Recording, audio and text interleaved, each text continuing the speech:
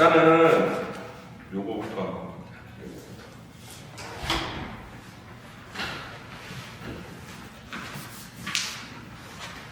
앞에 차례부터 갖고 이 페이지에 보면은 재작년, 작년서가 올라왔지.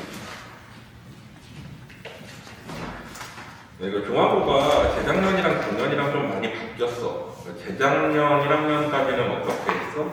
고2 때 문법을 필수로 선택하게 했어. 그래서 수능 대비를 잘해줬단 말이야. 근데 이제 애들이 불만이 고2 때 필수로 엄매를 해보니까 나는 화장 살 건데 엄매 왜 필수야? 막 이렇게 하는 애들이 많아서 그래서 사실은 학교 입장에서는 강제로 다 엄매를 시키고 싶었던 거야. 수능에서 성적이 잘 나오니까.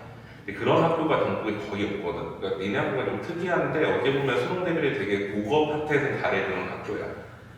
한백번은 좀 흉내만 내는 학교고 사실. 그리고 그래서 이제 바뀐 게 1학년 때 국어 전범위를 나가. 그래서 작년 중간고사랑 그 전년도 중간고사랑 느낌이 좀 다른 게 작년 같은 경우 운전등만 하고 적당히 하고 아니 그 전년도는. 근데 작년은 문법 전범위가 나가. 문법 질도 더 올라가고 문법 전체적인 퍼센테이지도 훨씬 많이 올라가서 1학년 1학기 기말 같은 경우에는 50% 문법 문제야. 형태소인데 제일 어려운 파트잖아. 우리 형태소가 가장 기본이니까 그게 1학년 1학기 기말에 50% 나왔을 작년에. 그리고 운전동 한 30% 정도 나온다고 생각하면 돼. 이번에 중간고사는 1학년 1학기 중간고사 문법으로 다 50% 채우기 힘드니까 보통 한 70% 문학 내고 30% 문법 내는데 변별력은 어디서 나온다? 문법에서 나온다. 자, 그래가지고 일단은 재작년 거부터 한번 보자. 이거 한번 풀어봐. 숙제야. 다 넣어줄게. 답지는 없다. 뒤에 껴져 있는 거는 문학 해설이야. 문학 해설 답지는 아니고. 그래서 풀어오면 우리가 채점해서 다시 돌려줄 거고, 그 다음에 그 뒤에 껴있는 건 문학 해설이지. 그래서 문학 해설은 보고서 빈칸 채우면 돼. 교재에 있는 것들이. 예를 들면은 거기 한번 펴봐봐. 몇 페이지냐면 자화상 한번 펴볼까? 페이지 57페이지 한번 펴봐. 거기 보면은 이제 빈칸들이 쭉 있잖아. 57페이지에 빈칸 있지? 뒤에 꽂혀있던 분석지 제일 첫 페이지 펴봐. 뒤에 꽂혀있는 거 그거 보면 거기 있지? 제일 첫 페이지에 그거 보고 써오면 돼. 이게 되지? 그래서 문제 풀고 그거 정리해오면 돼. 자, 그리고 앞에서부터 한번 볼게요. 일단은 다시 2022학년도 1학년 1학기 중간고사 보면은 거기 성평 한번 보자. 32문항 나왔지? 32문항 나왔고 그 다음에 어때? 8개 지문으로 돼 있고 현대시가 5, 현대소설 3지문으로 돼 있고 이네는 문학이 기본적으로 많이 들어가는 학교야. 그래서 문법하면서도 문학작품이 되게 많아서 문학작품 하나당 문제가 2개 정도, 3개 정도뿐이 안 들어가 실제로. 그러니까 문학작품이 되게 교과서 외의 진도들을 많이 나간다. 교과서가 예를 들면 한 4 정도 되면 교과서 외가 6 정도라고 생각하면 돼. 비중 자체가. 자, 그리고 유형별 문항수 보면은 사실 그 전에는 지금 보면은 중간고사가 다 문학으로 다 구배돼 있지. 그럼 기말고사에 이제 문법이 나왔던 건데 요번에 작년 거 한번 봐봐. 작년부터는 이제 문법을 거기다 다 때려 넣어야 되기 때문에 31페이지 보면은 31페이지 총 26문항이지. 문항수는 좀 줄었어. 근데 어때? 문법이 8문항, 독서가 3문항, 문학이 13문항. 독서는 모의고사 지문 그냥 갖다가 때려 넣는 식으로 그냥 넣어. 근데 알려줘, 어떤 지문인지는. 그거 그냥 적당히 읽고 들어가면 되고, 문제는 이제 문법 8문항에서 이제 변별력이 나오는 거야, 실질적으로. 문학은 13문항이고, 역시 이제 문학 작품 수 대비, 어때? 문항수가 적은 편이야. 그래서 한 작품 공부해서 한 2문항 풀고, 또 한 작품 공부해서 2문항 풀고. 사실 재작년 건 한번 풀어보는 데 의의가 있고, 작년 게 중요한데 한번 보자. 자, 36페이지부터 한번 볼게. 자, 거기 보면은 이게 응용변동 문제부터 처음부터 나오기. 앞에서부터. 자, 첫 번째 거는 일단은 음절의 구조에 대해서 문제가 나왔고, 두 번째는 어때? 기본적인 응용변동 파트에 대해서 나왔지. 그래서 각각의 응용변동 내용들 다 기억을 해야 되고, 세 번째 보면은 이제 된소리대기 표준발음법 24항부터 27항의 내용이 그대로 나왔어. 우리 방금 표준발음법 나눠준 거 있잖아요. 일주일에 한 번씩 쓰라는 거. 거기 23부터 27항 한번 펴봐. 요 내용 고스란히 들어가 있거든. 오늘 읽다가 이걸 정리를 해줄 건데, 23에서 27항 이렇게 나오지. 그러면 그거 암기해서 들어가면 어때? 훨씬 빠르게 볼 수 있지. 니네 시간 부족하다 항상. 왜 서술형 쓰다 보면은 끝난다는 애들 되게 많어. 항상 서술형은 쓰고 옮겨 적어야지 하면 안 돼. 도윤이 좀 걱정된다. 쓰고 옮겨 적을 시간 없어. 알았지? 무조건 답지에 바로 적어. 분명히 얘기했다. 쓰고 옮겨 적을 시간 없어. 서술형은 무조건 답지에 적는 거야. 시간 없어. 자, 그리고 여기 보면은 이제 그 표준발음법들 쭉 나오잖아. 그러면 이게 표준발음법 암기하고 있다고 해서 3번 문제 얼마 만에 풀 수 있을 것 같아? 1분 안쪽으로 풀어. 무슨 얘기인지 알아? 그런 식으로 이제 시간을 줄여나갈 거야. 정확하게. 23항부터 27항 내용 고스란히 나오지. 거기 봐봐. 23에서 27항 비교가 똑같지? 그러니까 그걸 암기하라는 거야. 이해됐지? 또 그 다음에 이제 4번 내용 같은 경우에도 동화 개념이지. 이 동화 개념은 사실은 이제 18항부터 20항에 나오는 내용들이야. 그리고 또 뒤로 가보자. 연음에 대한 내용. 요거는 표준발음법 13, 14항에 대한 내용이고. 논술형도 들어가지. 자, 논술형 들어갈 때 문제가 뭐냐면, 거기 봐봐. 이 고개음화 표준발음법 17항의 내용을 그대로 갖다 놓는 건데, 문제는 거기 조사나 전미사가 모음 이와 결합하는 경우, 하면은 조사랑 전미사를 문제 알아야 될 거 아니야. 그래서 형태소를 먼저 해야 된다는 거야. 음변동할 때 형태소를 모르면 답이 안 나오지. 품사까지는 적어도 알아두면은 쉽게 할 수가 있는데, 품사, 형태소 전혀 모르고도 음변동 들어가서 소리만 가지고 하면은 이게 왜 이렇게 바뀌는지를 몰라. 그래서 형태소를 사실 먼저 한 거야. 그래서 논술형 1 같은 경우는 표준발음법 17항의 내용인데, 문제는 조사나 전미사가 문제 알아야 된다라는 거지. 자, 그 다음에 6번 문제도 봐봐. 이것도 어때? 이제 그 표준발음법 20항의 예외 조항에 대한 문제야. 표준발음법 다 암기해야 되겠지. 지금 보면 표준발음법 그대로 나온 문제들이 몇 개야? 거의 절반 이상이야. 이해되지? 그래서 표준발음법을 싹 다 암기하라는 거야. 그러면은 여기서 시간을 줄이고 문학에서도 문학 작품 다 암기시킬 거야. 자, 미리 얘기해주는데 우리 그 필기한 거 있지? 그 방금 저거 있잖아. 그 자화상 이제 뒤에 뭐 필기하는 거 빈칸 채우는 거 있잖아. 매주 진도 나간 거는 소설도 그렇고 테스트 볼 거야. 테스트가 막 거창한 건 아니고 그냥 빈칸 줄 테니까 그 복습지 있잖아. 복습지 보고 덮어놓고 한번 써보고 보고 덮어놓고 한번 써보고. 그러니까 그냥 바로 보고 옆에서 쓰지 말고 보고 한번 쭉 보고 적당 외운 다음에 덮어놓고 비슷하게 쓰면 돼. 똑같이 쓸 필요는 없어. 그거를 다음 주에 한다. 그러니까 어휘 테스트랑 국어 테스트 두 개가 늘어나고 나는 진짜 죽어도 못하겠다. 그러면 3번 쓰면은 인정해줄게. 보고. 근데 우리가 보통은 니네 선배들 보면 3번 쓰는 걸 물리라고 그러고 외워서 쓰는 걸 지력이라고 그랬는데 결과적으로 이제 물리 쓴 애들보다 지력 쓴 애들이 훨씬 더 성적은 좋아. 물리로 끝까지 가는 애들이 있어. 그거 테스트 보기 싫다고 그냥 한 3번 쓸게요. 근데 머리 비우고 써. 그럼 못 외우지. 그러니까 원칙적으로는 이게 생각을 하고 써야 되는 거야. 그래서 결과적으로는 어때? 우리가 지문 나왔을 때 지문 안 읽고 바로 풀 수 있어야 돼. 그래야 시간이 안 부족해. 서술형 쓸 시간이. 서술형 연습도 하라는 거지. 거기 다 대목마다 전부 다 글을 쓰게끔 할 거야. 그럼 어때? 연습이 돼. 서술형 쓰는 게. 자, 그 다음에 또 뒤로 가보자. 자, 논술형 하나는 지금 문법 이렇게 나와 있고, 표준발음법 17항에 대한 거. 그 다음에 논술형 2번도 어때? 이제 저걸로 나왔지. 문법 문제로 나왔어. 그래서 거기 보면은 이게 최소 대립상에 대한 내용인데, 이제 거기 보면은 최소 대립상이라는 건 뭐야?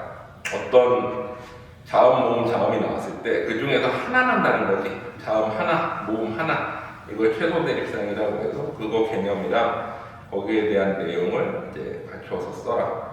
그러고 난 다음에 이제 뭐가 나와? 비문학 지문이 하나가 나오지. 비문학 지문 요거는 모의고사에서 보통 3월 모평에서 뽑아서 써. 3월 모평 니네 보면은 3월 합평 보고 나면 거기에서 아마 진도가 또 몇 개 나올 거야. 그 다음에 뒤로 가보자. 이제 문학이 나오기 시작을 하지. 43페이지 보면 윤동주 또 다른 고양이랑 쉽게 쓰여진 시가 나오는데 사실 이제 얘네가 교과서에 예를 들면 윤동주하면 윤동주 시리즈들이 좀 쫙 나오고 그 다음에 백석 시리즈 좀 쫙 나오고 그러는데 사실 방학 때 이제 도윤이는 윤동주 백석 다 뛰긴 했지. 그래서 지금 그거를 다 돌리기는 시간이 없어. 그래서 시험 범위 위주로만 나오고 니네는 사실은 첫 번째 시험에서 외부 지문을 내진 않아. 지금까지 경향을 보면. 그러니까 안 배운 걸 내진 않는단 말이야. 그래서 배운 거 위주로 달달달달 암기하고 들어가면 괜찮아. 외부 지문이 나오기 시작하는 건 2학기부터인데 그때는 시조가 나올 거야. 그래서 그 시조는 암기시킬 거야. 고전시가 많이 나오면서. 그래서 그때는 좀 해야 되고 지금은 이제 있는 것만 싹 다 외우고 어차피 문법이 들어오기 때문에 외부 지문을 넣을 공간 자체가 없어. 중앙부는. 그래서 문법을 메인으로 하고 그 대신에 표준반응 법다 외우고 그 다음에 문학작품들 우리 진도 해당하는 건 싹 다 외워서 들어간다. 이렇게 생각하면 돼. 자, 그래서 거기 보면 이제 나머지 나오는 작품들은 전부 뭐야? 다 배운 거야. 교과서에 나오건 프린트로 나가건 싹 다 배운 게 나와. 어떤 식으로 나오는지 대충 알겠지? 니네 시험은 이런 식으로 나온다. 그리고 사실 기초문학 이론을 좀 정리를 하면 좋을 것 같긴 한데 도윤이 한번 돌리긴 했지, 방학 때 문학이론. 자, 돌려야 되는지 안 돌려야 되는지 한번 좀 판단을 좀 해볼게. 도영이랑 저기는 돌릴 시간이 없었으니까 만약에 필요하면 한 번 더 돌리고 들어갈 거고 안 되면 어쩔 수가 없는데 자 봐봐. 도영이랑 승우만 대답해봐. 의인법에서 봐봐. 원숭이가 춤춘다는 의인법이 아니야.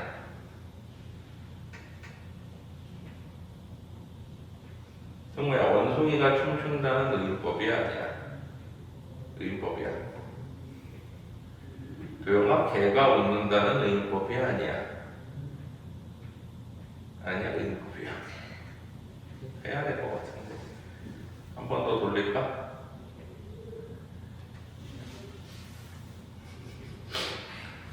수사법을 한 번 좀 더 돌려야 될 것 같거든. 자, 하나 더.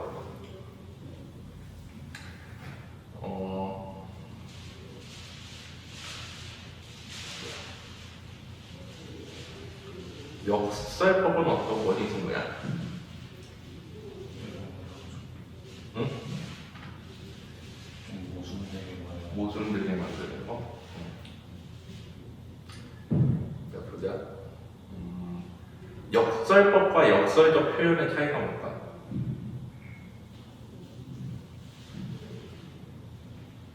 그냥 결론만 얘기하면 역설법은 모순에 돼가지고 새로운 결론을 내놔야 되지. 변증법적인 개념이고 역설적 표현은 그냥 모순만 나오는데. 조용아, 객관적 상관물이 뭐니?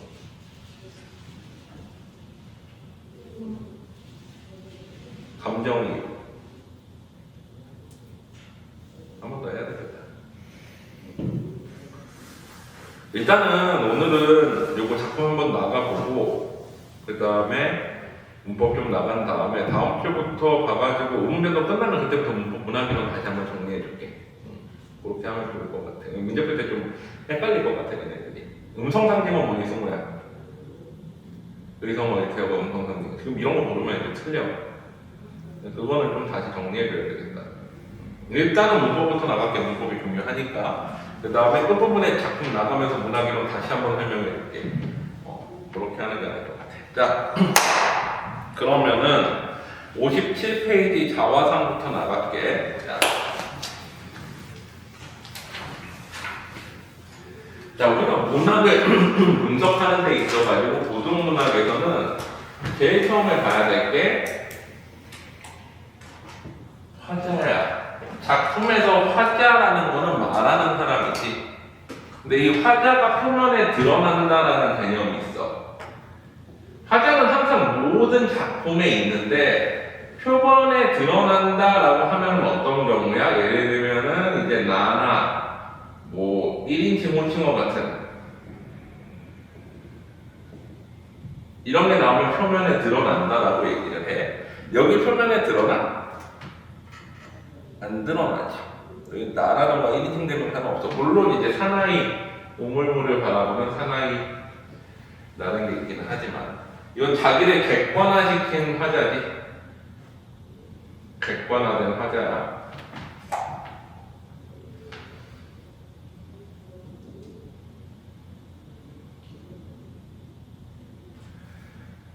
청자는 표면에 드러난다라고 그러면은 2인칭 호칭어가 나와야 돼.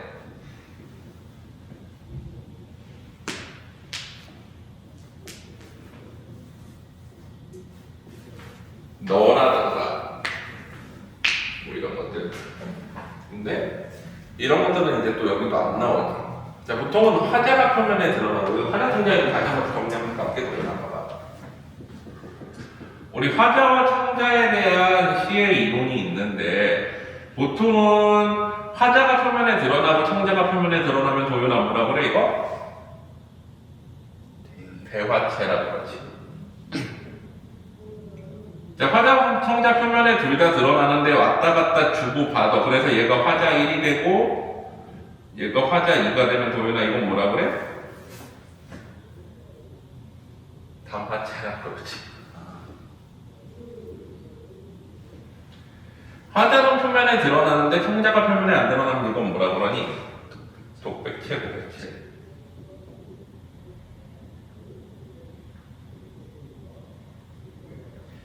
화자 표면에 드러나지 않고 청자 표면에 드러나면 메시지 전달이고, 화자, 청자 둘 다 표면에 안 드러나면 이미지 상황명사 유도야.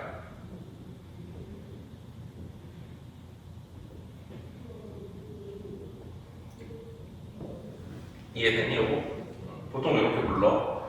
자, 그러면 요거는 화자 표면에 드러나지 않고 청자도 표면에 안 드러났네? 그러면 이건 무슨 느낌이야? 이미지나 상황명사 위주의 시지.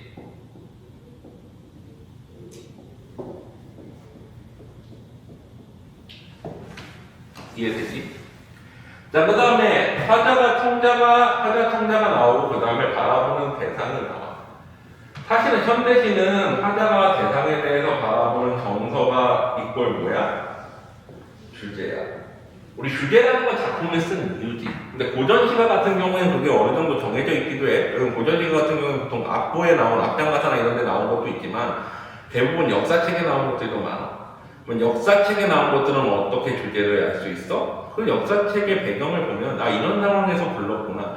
예를 들면 뭐 이런 거 있잖아. 개망매가 죽은 노이의 제사를 지내면서 불렀구나. 그건 뭐야? 죽은 노이에 대한 추모. 이게 주제의식인 거거든. 현대시는 근데 쓴 이유나 배경 같은 게 나와? 안 나오지. 그러면 어때? 화자가 대상에 대해서 느끼는 정서를 생각하고 작가가 썼을 거라고 생각을 해, 보통. 그래서 뭐야? 그냥 화자가 대상에 대해서 느끼는 정서가 결국엔 주제라고 보는 거야. 이해되지? 자, 그럼 보자. 여기 대상은 뭐 바라보고 있는 생모야? 일단은 자화상 한번 읽어봐봐. 자화상 읽어보면은 여기서 화자, 말하는 사람 표면에 드러나진 않지만 말하는 사람이 뭐를 바라보고 있어? 처음에 보면은 우물을 바라보고 있지. 근데 우물을 바라보고 있는 건데 우물은 매개체지. 우물을 통해서 뭐를 바라봐? 우물에 비친 자연의 모습과 그 다음에 사나이의 모습을 바라보고 있지. 그러면 이거는 뭐야? 이제 사실 사나이는 화자 자신인 거잖아. 화자 자신을 자기가 직접 바라보면은 성찰의 매개체가 되는 거지. 우물은 자기를 돌아보는. 자기 자신을 바라보면 그러면 정서는 뭐가 되는 거야?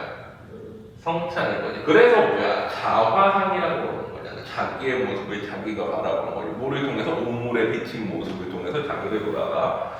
자, 그리고 봐봐. 보통은 요시는 이 사나이와 자연을 대비시키다가 나중에 이걸 뭘로 가? 화학으로 가면서 긍정적인 모습으로 바뀌었다. 여러분, 이 사나이는 여기 보면은 보통은 부정적인 정서로 많이 나오거든. 미워져, 가엾어져, 그리워져 이렇게 가지. 미워, 가엾음, 그리움. 요렇게 세 가지 정도로 정서가 변해가지. 그러면은 이 성찰의 결과는 어때? 처음에는 미워했다가 가엾어했다가 그리워했다가 이렇게 바뀌는 거고, 이거는 뭐에서 뭐로 가는 거야? 어떤 자연과의 대립에서 자연과의 조화로 가는, 화합이나 화합이라고 했는데 조화로 가는 이런 모습이고, 자연은 긍정적이면서 아름다운 소재야. 자, 그냥 그러면 한번 생각을 해보자. 처음에는 지금 2년과 3년에 보면은 2년에는 우물 속에 어때 자연의 모습들이 쭉 열거돼 있고, 3년에 가면 사나이가 따로 있지. 근데 맨 마지막 년에 가면 어때? 우물 속에 자연과 사나이가 같이 있어. 근데 자연은 여기서 긍정적인 거잖아. 처음에 부정적인 식이었던 사나이가 나중에 뭘로 바뀌는 거야? 긍정적으로 바뀌는 거야. 그럼 뭐야?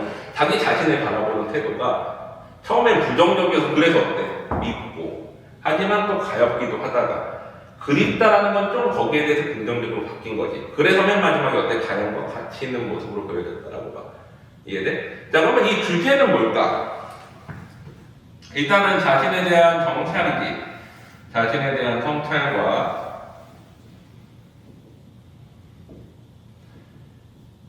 자, 대상에 대해서 느끼는 정서가 어떻게 바뀌어? 이게 미움에서 그리움으로 가지.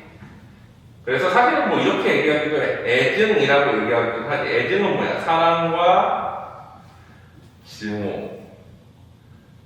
혹은 이렇게 보면 돼. 긍정적 자, 즉 뭐야? 과거에 순수했던 자. 자라는 건 자기 모습 생각이지.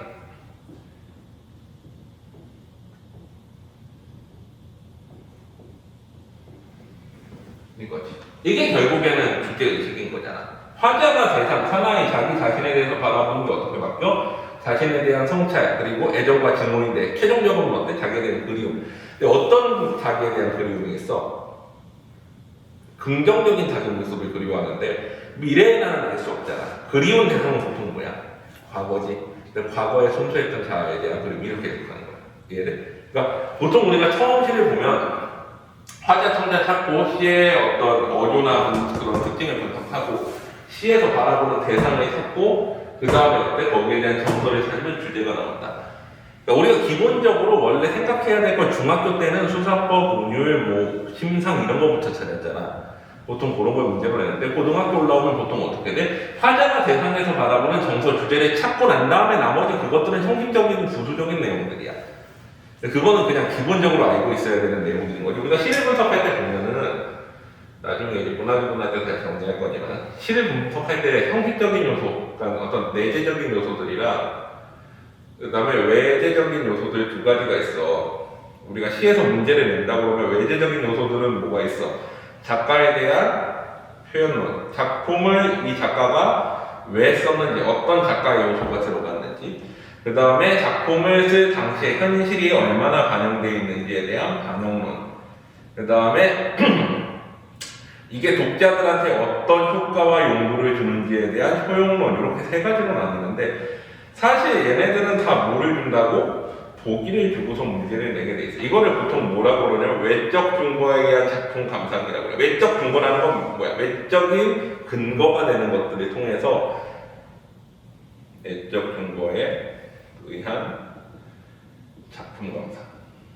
보통 요거는 수능 문제에서 문학이 3문제 정도 나면 3번째 문제가 보통 이거야. 보기 주고서 작가가 이랬는데 이 작가의 어떤 부분이 작품에 어떤 영향을 줬는지, 이 작품을 쓸 시대 현실이 이랬는데 이게 어떤 영향을 줬는지, 이건 요새 잘 안 물어봤는데 왜 그러냐면 옛날에 물어봤는데 독자가 어떻게 읽는지를 문제로 내는 건 되게 웃기잖아. 각각 독자들이 작품을 읽는 방법이 있을 텐데 이렇게 읽어야 돼 라고 하는 건 좀 이상하지.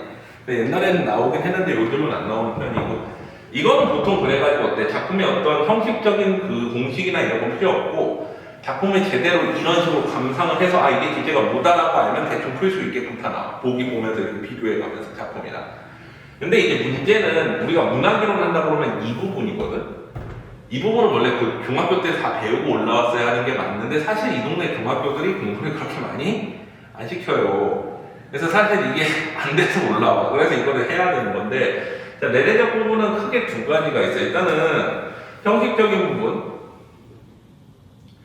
이 형식적 부분이 보통은 이제 중등에서 많이 다루는 내용들이고, 내용적인 부분들은 보통 고등에서 많이 다루는 내용인데, 생각해보면 이제 형식적인 부분은 이런 거야. 자, 운율. 시에 어떤 운율이 쓰였는지, 뭐 3, 4조, 3분분지, 3, 3, 2조, 3분분지, 어떤 게 운율 형성 요소인지 이런 것들 기본적으로 정리가 되어 있어야 되고, 그 다음에 심상. 이게 촉각, 호각, 미각, 뭐 공감각, 뭐 역동적 심상이 뭐 이런 것들 다 정리가 되어 있어야 돼. 그 다음에 마지막으로 수사법 같은 거, 비유법, 은유법, 뭐 직유법 이런 것들 다 돼 있어야 되는 거지.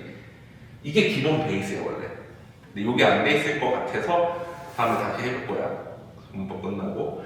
내용적인 부분은 아까 얘기했던 우리 방금 배운 화자, 청자 이런. 화자가 누구고 청자가 누구이지. 그 다음에 그 대상을 바라보는 정서가 어떻게 주제로 만들어지는지. 그 다음에 시의 흐름이 어떻게 흘러가는지. 이게 이제 보통은 고등학교에서 물어보는 개념이거든. 그러니까 보통은 1번 문제를 요거 3개 묶어가지고 1번 문제 혹은 요것도 시상경계까지 같이 묶어서 시의 형식적 표현상의 특징에서 첫 번째 문제를 보통은 내고 그 다음에 화자, 청자나 정서에 대한 거 혹은 시어의 의미 같은 것들 여기다 플러스 해가지고 시어의 의미는 정서 주제를 알아야지 해석할 수 있을 거 아니야. 상징적 의미나 이런 거. 그 다음에 보기 주고서 세 번째 문제 이렇게 문제 내.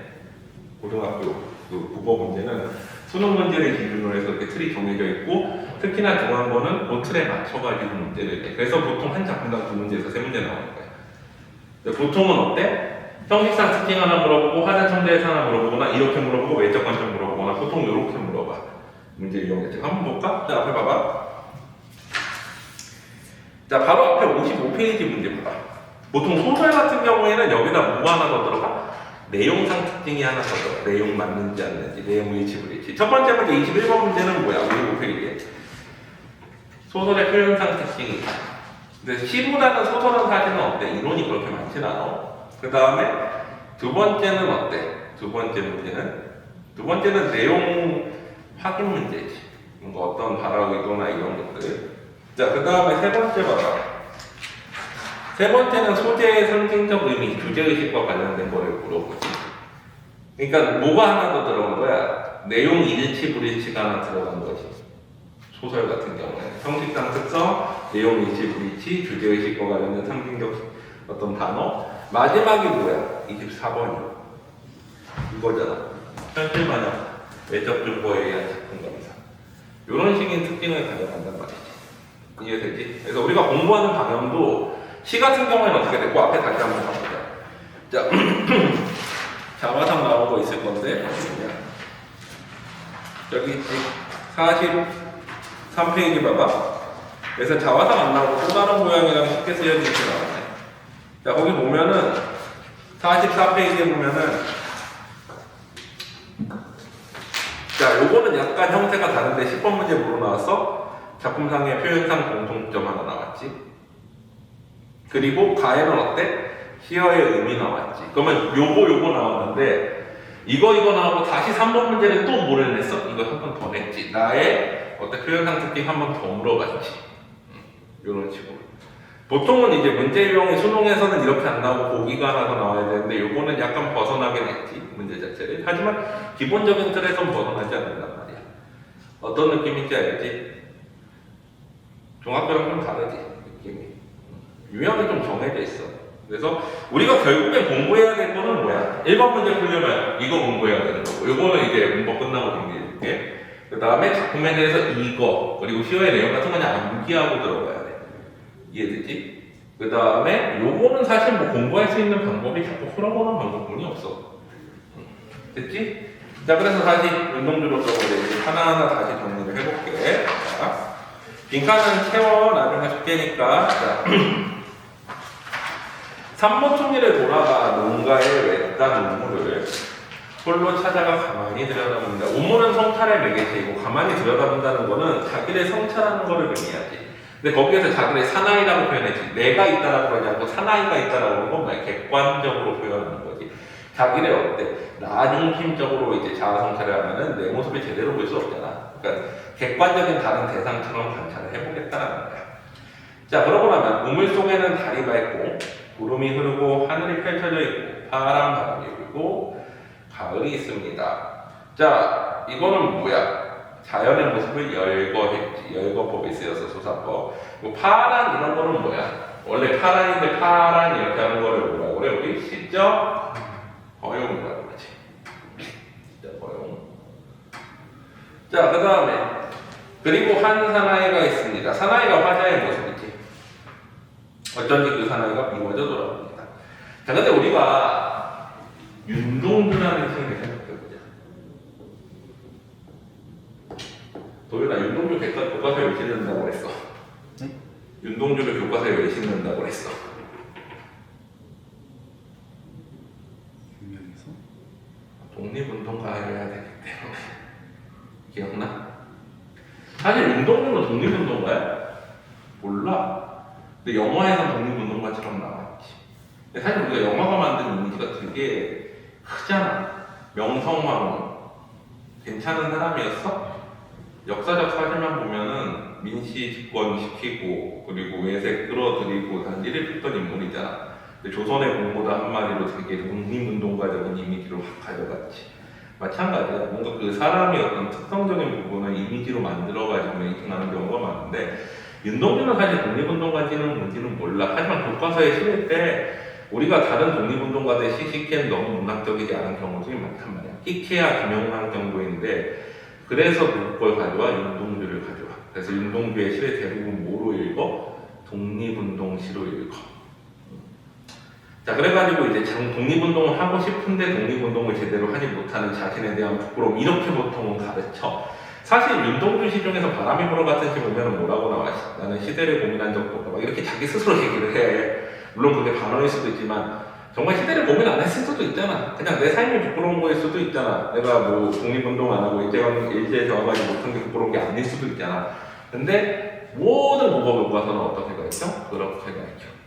윤동주 씨는 그리고 특징이 대부분이 다 독백대로 되어 있어요. 일본 빼놓고 이런 거 몇 개 빼놓고. 그래서 자기를 성찰하면서 자신의 부끄러움 그리고 자기의 죽음의 이미지를 그리면서 도윤아 괜찮아? 죽음의 이미지를 그리면서 내가 희생해서 민족의 구원을 가져오겠다는 식으로 해석을 해. 그게 이 시를 싣는 이유야. 왜 그러면 윤동주는 우리나라 시인들 대부분이 그렇지만 어때? 친일파이거나 공산주의자가 대부분 많은데 윤동주는 그 둘 중에 어디에도 안 들어갔거든. 그러니까 교과서의 식이 딱 좋은데 거기다 독립이민지까지 갖다 때려놓으면 좋지. 왜 후쿠오카 형무소에서 죽었는데 왜 죽었는지 모르는데 뭐 독립운동하다 죽었다 해도 사실은 어느 정도 될 수도 있잖아. 그래서 윤동주의 시를 해석할 때는 어떻게 한다? 보통은 조국 독립에 대한 의지와 그 다음에 어때? 나를 성찰할 때 부끄러운 이유는 내가 뭔가 그러지 못해서 라고 해석을 해. 일제강점기 배경이기 때문에. 자, 그래서 거기 보면은 미워진 이유는 뭐야? 자신의 초라하고 부끄러운 자아 때문에 그런데 어떤 식으로 해석하냐면 식민지 현실에서 저항하지 못하고 현실에 안주하는 자신의 모습에 대한 부끄러움이라고 해석을 해. 항상. 아니 그랬는지 아닌지 모르겠지만 이해되지? 근데 돌아가 생각해보니 그 사나이가 가엾어진대. 왜 그래? 가엾어지는 거는 식민지 현실에서 내가 또 그렇게 살 수밖에 없는 거지. 지식인으로서 힘이 있는 건 아니잖아. 그러다가 어때? 그리워진다라고 또 나오지. 그러니까 거기 보면 도로가 들여다보면 사나이는 그대로 있어. 그래서 다시 가서 보면 또 미워졌다가 돌아가다 생각하니 그리워진다는 거는 과거에 순수했던 자아의 모습이 그리워졌다라고 해석을 해. 자, 그럼 미운 건 뭐야? 식민지 현실에 안주하는 자신의 모습. 그리고 어때? 가엾은 거는 하지만 식민지 현실에서 내가 힘이 있는 것도 아닌데 저항하지 못하는데 그거를 이제 부끄러워할 수밖에 없는 나의 모습. 그 다음에 마지막은 뭐야? 순수했던 과거의 모습에 대한 그리움이야. 이해되지? 자, 그러다가 보니까 어때? 우물 속에 달이 밟고 구름이 오르고 하늘이 펼쳐지고 파란 바람을 불고 휴업처럼 하나이가 있습니다. 아까 앞에는 어때? 2억과 3년으로 어때? 자연의 모습과 하나의 모습이 나눠져 있었지. 그래서 부정적 자였는데 지금은 어때? 그리워진 순수한 자아의 모습을 발견했다라고 해서 자연과 같이 있는 거지 않다고 자연과. 이해되니 이거? 괜찮아? 오케이? 자, 그 다음에 잠깐만.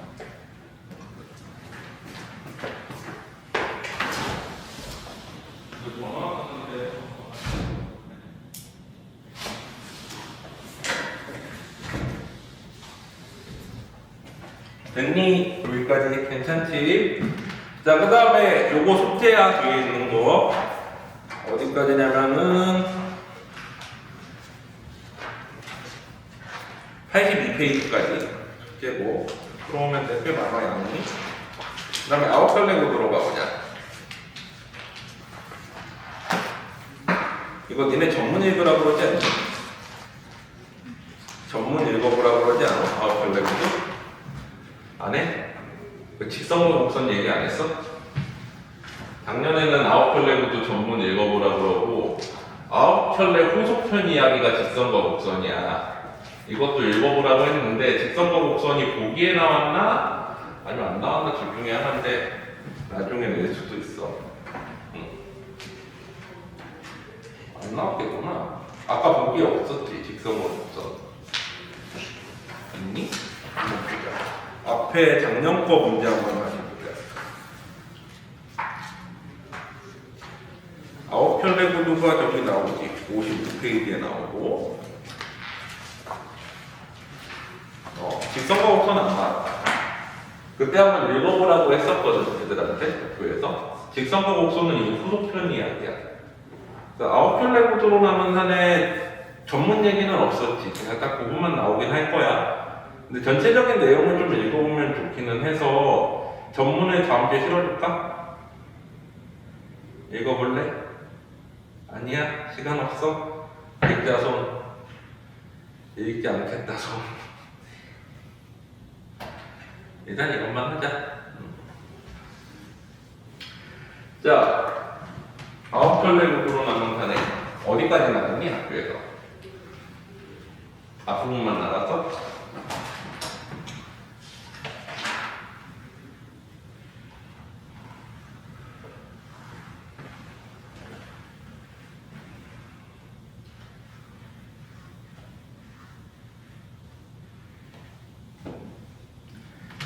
자, 아홉켤레 구도로 남은 한의 배경을 보면은 여기는 이제 104페이지. 시간적 배경은 1970년대고 공간적 배경은 경기도 성남 지역. 이 배경 좀 들었니? 학교 선생님이 알려줘. 시간적 응? 시간적 배경 1970년대.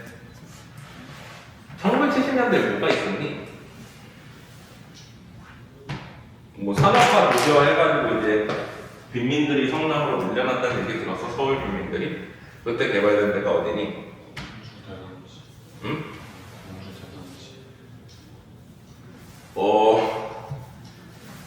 광주단지라는 게 이제 성남에 그 배경을 보시면 지금 서울에 가면 한강이 이렇게 흘러가잖아. 여기가 어디야? 그 다음에 뭐야? 이 구 이름 알아? 서울에 있는 거 서초구, 강남구, 송파구, 강동구 들어봤어? 그 옆에가 동작구, 영등포구 이렇게 돼 있지. 원래는 서울은 여기 위만 서울이었잖아요. 광복종만. 그러고 나서 개발된 데가 어디야? 인천 부평 쪽이랑 그 다음에 여기를 산업단지 쪽으로 개발을 했어. 산업단지 쪽으로. 자, 그래가지고 원래는 요 강남 제일 잘하는, 지금도 여기를 뭐라 그래? 강남 8학군이라고 이제 하나로 바꿔가지고 서초, 강남, 송파는 8번째 안동 서울에. 그리고 어때? 가장 공부를 잘하고 가장 부자들이 많은 동네. 원래 뭐 우리나라 부자들은 여기 이제 강북의 경복궁 근처 청운동이나 이런 데 많이 살았는데, 그래서 이제 뭐 박근혜나 이런 사람들 경복초등학교 출신이잖아. 경복궁 근처에. 거기가 찐부자들이 사는 데인데, 찐부자들 중에서 첫째 말고 둘째, 셋째가 자수성가, 의사나 법관 같은 걸로 자수성가 해가지고 이 강남 개발이 옛날에 영동 개발이라고 했어. 영등포 동쪽에 있는 지역을 개발한다. 1960년대에서 70년대. 그래서 여기를 개발하면서 여기는 엄청나게 건물이고, 그때 찐부자들 2세들이 일로 내려와. 그러니까 첫째 말고. 장군들은 어차피 서울 북쪽에 제일 잘 사는 동네, 거기 이제 재벌들 사는 거기 그냥 있고, 거기 후손들이 일로 내려와. 거기가 강남이야. 자, 강남에 개발할 때 여기에는 그럼 아무것도 없었냐? 있었지. 빈민촌이나 뭐 이런 것들이 있었단 말이야. 거기를 싹 다 갈아엎어버려. 그 얘기가 뭐, 이 송파가 원래는 뭐야? 우리 난소공 들어봤니? 난장이가 쏘아올린 작은 국물 읽어본 사람 처음 들어? 난소공이라는 책이 있어. 도시 빈민들이 개발 과정에서 집을 잃고 쫓겨나는 얘기야. 난쟁이가 여기에서 얘기하는 게 도시 빈민을 얘기해. 자, 근데 여기 보면은 그 난소국의 낙원구 행복동이라는 동네가 나와. 이게 반어적으로 쓴 거거든. 실제는 어때? 되게 살기 힘들고 빈민촌 쫓겨나는 동네인데, 그 이름이 낙원구 행복동이라고 해서 원래 이 자리가 송파구야. 송파구 잠실 쪽 롯데월드에 있는데 근데 거기를 송파구 잠실동이라고 쓸 수 없잖아. 조세희라는 소설. 그래서 그냥 낙원구 행복동이라고 쓴 거야. 자, 여기서 쫓겨난 사람들이 어디로 갔을까? 옛날에는 서울 한강 여기 그물머리라고 해서 양수리라고 있어. 한강이 북한강과 남한강으로 나누어지는 자리야. 서울 북쪽을 다 뭐라 불렀냐면 양주라고 불렀어. 조선시대 행정지역으로. 그래서 지금도 남양주, 양주 이런 게 있는 거지. 남쪽은 다 뭐라 불렀냐면 광주라고 불렀어. 넓을 광자. 빗광자 말고 전라도 광주 말고 넓을 광자 해가지고 서울 남쪽은 지금도 이렇게 경기도 광주. 거기가 광주야. 원래 광주의 범위는 여기가 다 광주였어. 강동구, 송파구, 강남구, 서초구가 다 광주였어. 거의 서울 남쪽은 다 광주가 차지하고 있었는데 지금 다 뺏겨가지고 오로 쫄게 나와 성남, 하남, 서울 일부랑 용인 일부까지 싹 다 뺏긴 거지. 원래는 제일 넓은 지역이지. 지금 화성이 되게 넓잖아 사실. 화성보다 훨씬 넓었던 게 광주야. 근데 광주가 요지 지역들이 개발하면서 다 뺏긴 거지 하나하나. 자 그래가지고 광주 대단지도 원래는 광주였는데 이 광주였는데 어때? 하남 쫓겨나고 강동구 옆에 하남 지금 미사일이 들어오는데 미래지구 남쪽에 성남 찢겨나가고 이런 식으로. 광주 대단지라는 건 원래 성남의 옛날 지명이 광주였던 거지. 응답하라 봤니? 거기 보면 이제 분당 지역 사달라고 그러잖아. 원래 성남은 크게 세 가지로 나눠져. 들어봤어? 수정구, 중원구, 그리고 분당구. 분당은 옛날에는 문밖뿐이 없었어. 나 어렸을 적만 해도 거기 문밖뿐이 없었어. 근데 개발한다고 지하철 들어가고 그리고 아파트 지으면서 이제 지금 여기 동탄 같은 신도시 1기 신도시 우리나라의 최초 신도시는 어디야? 분당하고 일산이지. 거기 생길 때 이제 처음 생긴 거지. 1990년대 중반부터. 자, 근데 그 이전에 요 동네 수정구와 중원구는 산동네야. 정말 산동네인데 여기서 쫓겨난 사람들이 다 일로 보냈어. 그리고 여기에서 이제 광주 대단지 사태가 일어난 거지. 여기 보내놓고 어떻게? 거기서 이제 원래는 여기서 쫓겨난 사람들이 여기서 살게끔 했는데 이때 투기 세력들이 또 일로 들어왔다라고 해서 여기서 이제 권씨는 몰락한 사람인 거지. 투기 세력들한테 집 지어라.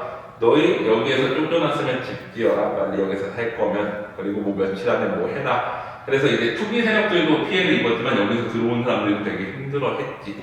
그래서 이제 반란 비슷하게 일어난 광주 대단지 사태인 거지.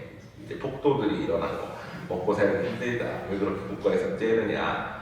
자, 그래가지고 여기 이제 그게 아웃컬레 구도로 남은 사례. 지금 거기 나오는 아웃컬레 구도로 남은 사례 앞부분에 보면 은행동 뭐 이런 거 나오는 것들이 전부 실제 있는 지명이야. 단대우, 머리막 이런 거. 그래서 사실 앞에서부터 읽어보면 좀 더 내용이 이해가 잘 되는데 권씨는 그래서 광주 대단지 사태 때 어때? 소동을 일으킨 주동자로 잡힌 사람이지. 그러고 나서 여기가 뭘로 바뀌어 나중에? 성남으로 바뀌는 거야. 지금도 성남은 이수정구 중원구랑 분당구랑 완전히 사이가 나고 아니 사실은 사이가 나다기보다 서로 안 왔네. 성남시청은 딱 사이에 있거든. 이재명이 시장했던데 근데 이재명은 이쪽 출신이야. 이쪽 출신. 이쪽은 전통적으로 우파 잘 사는 집안들. 여기 좌파. 왜 그러냐면 이 강남 2세들이 다시 내려온 게 분당의 신도시. 그러니까 우리나라에서 제일 잘 사는 동네에서 강남으로 그 다음에 분당으로 내려서 그게 전통적으로 부자를 사는 동네가 된 거고 같은 서시로 묶여있는데 수정구랑 동원구는 제일 못 사는 사람들이 내려온 동네에 서울에서 제일 잘 사는 사람들이 내려온 동네야 제일 못 사는 사람들이 내려온 동네가 아이러니하게도 같이 붙어있어. 대장동, 판교는 다 분당구 쪽이지. 우리가 유명한 들어본 데들은. 그래서 어떤 일이 일어났느냐 딱 여기에 야탑이라는 동네가 있어. 딱 중간이야. 분당의 끄트머리이고 여기는 이제 모란이라는 동네가 있어. 모란은 이 수정구 종합에서 제일 잘 나가는 동네인데 분당 사람들은 절대 모란을 안 가. 깡패들 많고 조폭들 많다고 유흥업소 많이 있다고. 그런데 약탑은 약간 분당 쪽인데 그 모란 느낌이 좀 나. 그래서 분당 사람들은 약탑을 잘 안 가. 어디서 노느냐 여기 정자동과 황도 서현 이쪽에서 다 놀아. 이쪽 안 가. 저기 가면은 좀 이렇게 이상한 사람들 많이 살아. 좀 지저분하고 좀 이렇게 뭐랄까 좀 거친 사람들이 살아. 이런 느낌이고 얘네들은 여기 안 내려와. 주눅 들어. 그래가지고 저기 가면 너무 좀 그 부자들 좀 이렇게 막 그런 사람들이 있어서 우리 가면 좀 놀기 좀 그래. 그래서 여기 안 해요. 야탑이 망했어. 그래가지고. 야탑에 우리나라에서 되게 큰 거의 손꼽히는 보속버스 터미널이 있었는데 그게 몰락했어. 사람들이 서로 안 가가지고 그 지역 사람들이 서로 왕래를 하는 그런 동네 느낌이야. 그래가지고 이 야탑에 있는 상가들 싹 다 나가고 여기랑 여기는 그렇게 대립하는 동네인 거지. 여기 얘기야. 여기 서울에서 가장 가난했던 사람들이 쫓겨내려온 동네이지. 그리고 직선과 곡선은 나중에 그 권씨가 다시 이제 어때? 사회에서 그 전까지는 되게 뭐랄까 그냥 고지고대로 살았잖아. 근데 거기서 이제 사회에 적응해서 돈 버는 얘기가 직선과 곡선이야. 그래서 일부러 사고 가장 해가지고 이제 배상 받아내는 이런 얘기야. 그래서 아웃플레보드로 남은 한 해의 배경은 요거야. 성남 대단지라는 건 결국엔 경기도 광주에서 떨어져 나온 수정구 중공부로 이끌어요. 자, 그러면은 앞에 부분 줄거리부터 한번 보자. X4페이지. 자, 초등학교 교사인 나는 햇방살이를 전전하다가 개발이 진행 중인 한 도시주택가에 집을 장만하고 문간방에 세를 넣는다. 여기가 성남인 거지. 성남시 중원구 쪽. 원래 이 오 선생은 단대오거리라는 데서 먼저 살았었어. 이 소설 내용에 보면 지금도 있어. 단대오거리요. 분당동에 보면 지하철. 여기가 되게 이제 산동네 아래쪽, 남한산성 아래쪽에 되게 깡촌이라고 그러면 되게 좀 낙후된 지역인데 거기서 이제 살다가 이제 도저히 이제 거기 집주인이랑도 그렇고 동네 사람들이 이제 선생이라고 하면 되게 특이한 별종 보듯이 봐가지고 도저히 못 살겠고 거기에서 이제 집 사가지고 나온 거거든. 은행동 사거리 쪽, 은행동 그 문화주택 쪽으로. 거기 소설에 보면 어떤 내용들이 있냐면은 일단 이 사람은 선생이잖아. 근데 그 당시에 여기는 제일 빈민들이 살던 동네였어. 그러니까 선생하면 되게 특이하게 보는 거야. 그 집주인이 세든 오선생한테 이렇게 얘기해. 나는 선생 세든 사람이라는 되게 우월감이 어깨뽕이 막 차이는 그런 집주인에다가 주변 사람들 나와 선생은 뭐 먹고 살지? 선생은 어떻게 살지? 그러면서 되게 궁금해. 그나마 거기에서 선생은 상류층인 거야. 그 동네에서는. 그래가지고 이제 뭐 선생 마누라는 어떻게 먹고 사나 막 이런 것도 궁금해서 사람들이 계속 보니까 이 가선생 가요동생 가족이 못 버티겠는 거야. 거기다 어떤 일도 있냐면은 이거 소설 보면 좀 충격적인 내용들이 많이 나오는데 애들이 있어. 애들이 거기 가난한 애들이고 그래도 애들 선생 집안 애니까 좀 돈이 있단 말이야. 그러니까 부모가 과자를 사주면은 그걸 애들한테 나눠주면서 어떤 놀이를 하냐면은 이제 과자를 이걸 던져 바닥에 애들이 와서 주워 먹는 막 그런 놀이를 하는 걸 보고 오 선생이 거기서 충격을 받아. 내 애가 이렇게 자라는 건 도저히 방치할 수 없다. 그래서 나는 어떻게 해서든 여길 벗어나겠다 그래서 단대오거리를 벗어가고 은행동 사거리, 은행동 문화주택으로 들어가고 거기에서 처음 세놓은 게 권씨인 거야. 그래서 어떻게 생각했냐면은 나는 그 빈민가를 빠져나갔고 예전 집주인처럼 나는 그렇게 하지 않겠다. 그래서 어때 권씨에 대해서 되게 기대를 가지고 나는 어떤 세입자가 들어오든 처음에 어때 되게 따뜻하게 해주겠다라고 생각을 했는데 권씨가 들어온 거야. 권씨는 처음 들어올 때 어떻게 들어오냐면은 그 보증금도 제대로 다 안 넣고 들어와. 그리고 이사 날짜도 안 맞추고 먼저 들어와 버리고 이 오 선생이 생각하기엔 되게 예의 없는 사람이었어요.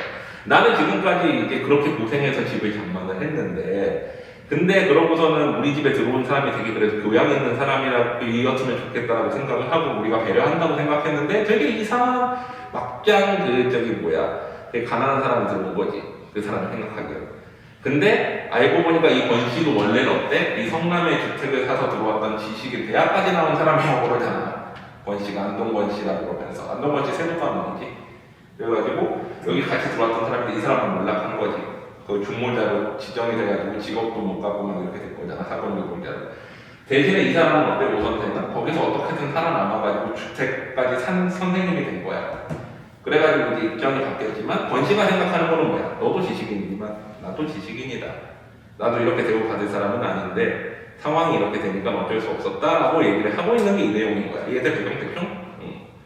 그래서 앞에 부분 가능하면 읽어봤으면 좋겠는데 다음 주에 실어줄게. 교재 한번 읽어봐. 이해되지? 자, 그래가지고 내용을 보자. 자, 세를 보는데 이 방에 권씨가 아내와 두 아이들을 데리고 이사를 온다. 권씨 가족은 통보도 없이 이사를 오기로 한 날보다 앞서서 이사를 와서는 약속한 전세금마저 다 내놓지 않고 게다가 번씨의 아내는 아이를 임신한 상태다. 보통 우리가 집 세줄 때는 애들이 있는지 없는지를 확인을 해요. 왜 그러냐면 애들이 많으면 집이 망가지지 그만큼. 그래서 이제 세줄 때는 그거 확인하잖아.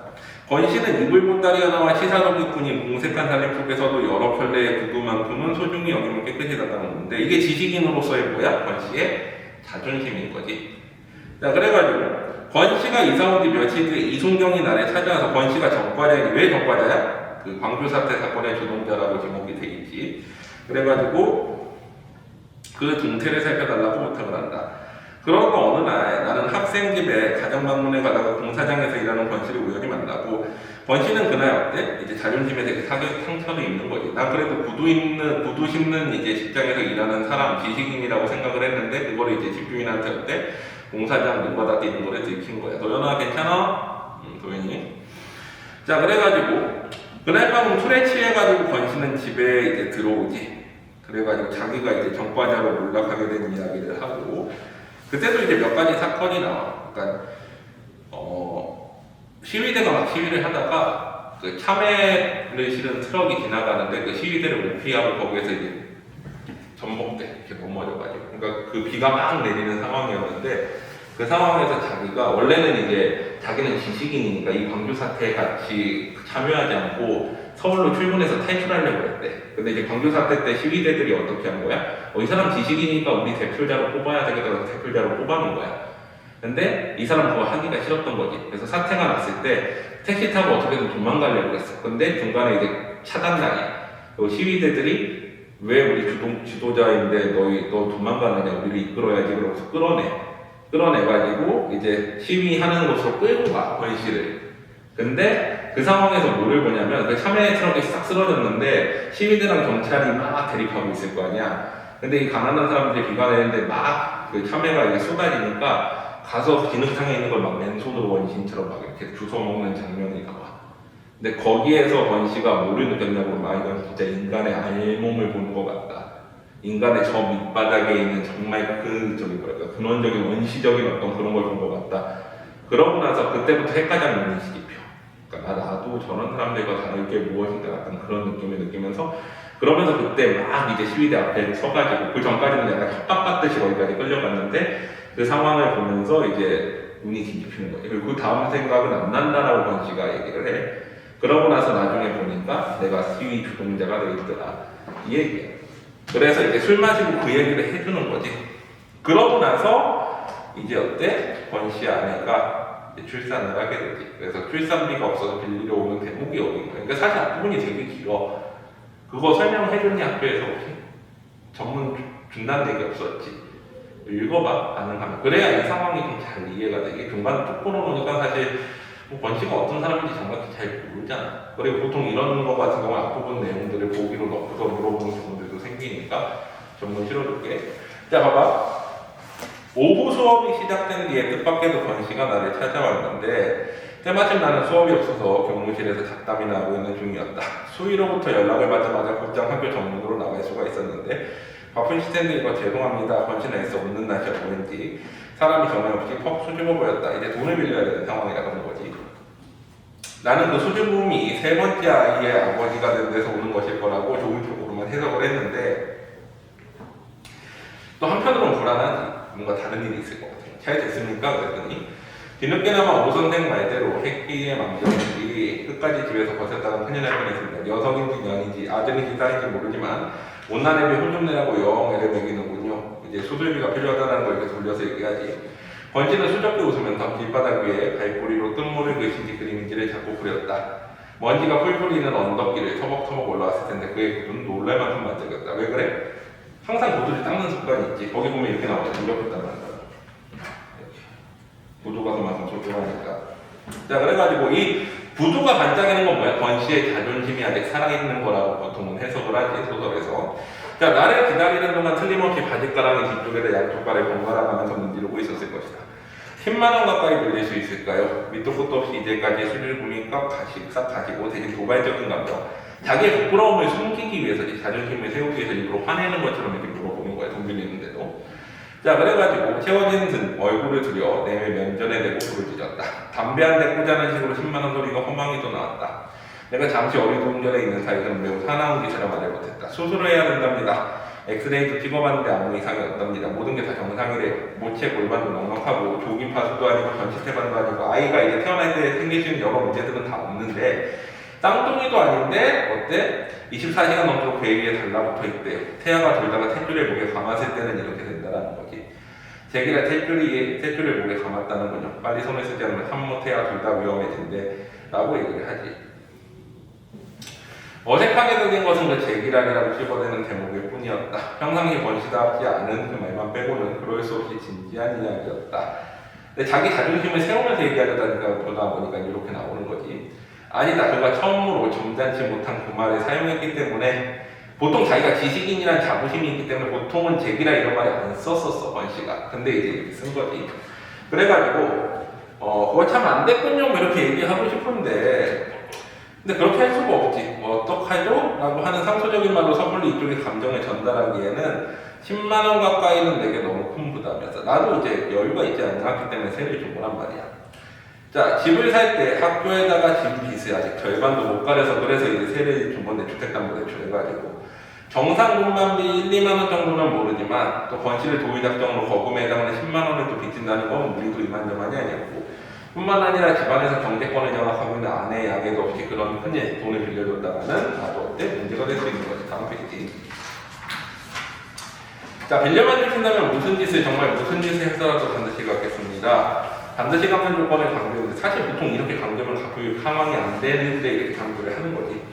그래서 마치 성경책 위에다가 오른손을 얹고 말하듯 엄숙한 표정을 했다. 하마터면 나는 잊어버릴 뻔했지. 근데 그걸 깨워준 거지. 오히려 권씨가 이 사람 돈 갚기 힘들겠는데?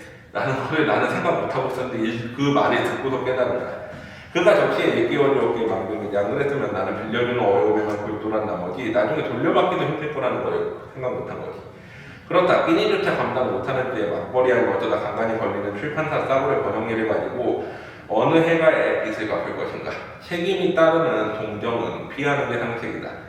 자, 여기에서 이 오 선생은 뭘로 나와? 도시 소시민. 권씨는 도시 빈민이지. 권씨는 가난한 사람이고 소시민이라는 건 뭐야? 현실에 안 들어가는. 근데 나중에는 어때? 이 태도가 바뀌어서 권씨를 도와주게 되는 거지 사실은. 도시 빈민. 아니 도시 소시민의 일종이지. 자, 그래가지고 병원 이름이 뭡니까? 원산부인과입니다. 지금 내 형편에 현금은 어렵군요. 원장한테 바로 전화를 해서 내가 보증을 서명하고 약속할 테니 권 선생도 한번 매달려보세요 라고 하면 돈을 빌려주지 않는 대신에 한번 이제 외상으로 해봐라 이거지. 의사도 사람인데 설마 사람의 생물을 죽게 하야겠습니까? 달리 변통할 구멍이 없으시면 그렇게 해보시오 라고 하니까 내 대답이 지나치게 더듬게 나올 때니 그는 눈치를 챈 모양이었다. 도전적이던 기색이 슬그머니 죽으면서 그의 착하디 착한 눈에 다시 수줍음이 돌아왔다. 착하디 착한 눈이라고 해서 그 사람 권씨에 대한 어떤 성적을 묘사를 해주지. 자, 그는 좌우로 흔들어 보였다. 원장이 어리석은 사람인데 바라고 거기에 희망을 걸기엔 너무 늦었습니다. 그 사람은 나한테 수술 비용을 받아내기가 소외치 않다는 거 입원시키는 그 순간부터 벌써 알아차려서 선물로만 해주겠다라고 했다는 거지. 얼굴에 흐르는 진땀을 훔치는 대신 그는 오른발에 들어 왼쪽 바지가랑이에 두어본 자존심을 회복하려는 행동이지. 발을 바꿔 동장을 발목했다. 바꾸실 텐데 실례 많았습니다. 하고 배우를 권씨는 돌아가지. 썰면은 이제 앞에 나오는 사람인데 자기 같이 근무하는 선생님 중에 입술이 두꺼워서 입술 썰면은 횟감으로 뭐 한 사람은 나오겠다 하는 사람이 별명이 썰면이야. 다른 선생님이야. 썰면처럼 두툼한 입술이 선잠에서 깬 어린애같이 움찔거리더니 겨우 인사말이 나왔다. 무슨 말이 더 있을 듯 싶었는데 그는 이내 돌아서서 피적피적 거기 시작했다. 나는 내심 그의 입에서 끈끈한 가래우는 소리, 욕설이라는 거지. 욕설을 들을 것 같았는데 그러지 않았다. 이를테면 오 선생이 너무한다든가 잘 먹고 잘 살아라든가 그렇게 하는데 그러지 않고 어때? 갑자기 돌아섭니다. 자기 자존심에 대해서 얘기하지. 오 선생이 이래도 나는 대학까지 나온 사람이요. 그 전에 술 마실 때는 난 이래도 안동권씨 출신이요까지도 얘기해. 이 사람의 이제 자존심이 세 가지가 있는데 대학 나온 사람, 안동권씨 출신, 그리고 구두 아홉 별래. 이게 이제 이 사람의 자존심 세 개가 좀 기억을 해도 자 구두 아홉 별래. 대학 나온 사람. 지식인이라는 거지. 안동건 씨, 세도가문 출신이지. 이게 이 사람의 자존심인 거야. 사실 내세울 게 없으니까 이런 게 자존심이 되는 거지. 그러니까 이재용이 자기 부자라고 내세울 필요 없잖아. 그치? 뭐 타고 다닌다고 차 뭐라고 뭐 집이 어디 있다고 이렇게 내세울 필요 없지. 그런 거 내세우는 사람들은 사실 어떤 거야? 그거 외에는 없는 사람들이 확률이 마찬가지. 자존심을 지키기 위해서 이거 세 개 외에는 내세울 게 없는 사람이잖아. 그래서 이걸 내세우는 거야. 계속 끊임없이. 자, 그래가지고 그것뿐이었다. 내 호주머니에 촌지를 밀어넣던 어느 학부형같이. 촌지가 뭐니? 요즘은 다 없어졌지. 학교 선생님한테 돈 주는 거야. 우리 애 잘 받았다. 그 학부형같이. 지금은 그거는 큰일 나지. 김영란법 때문에 이제 걸리잖아.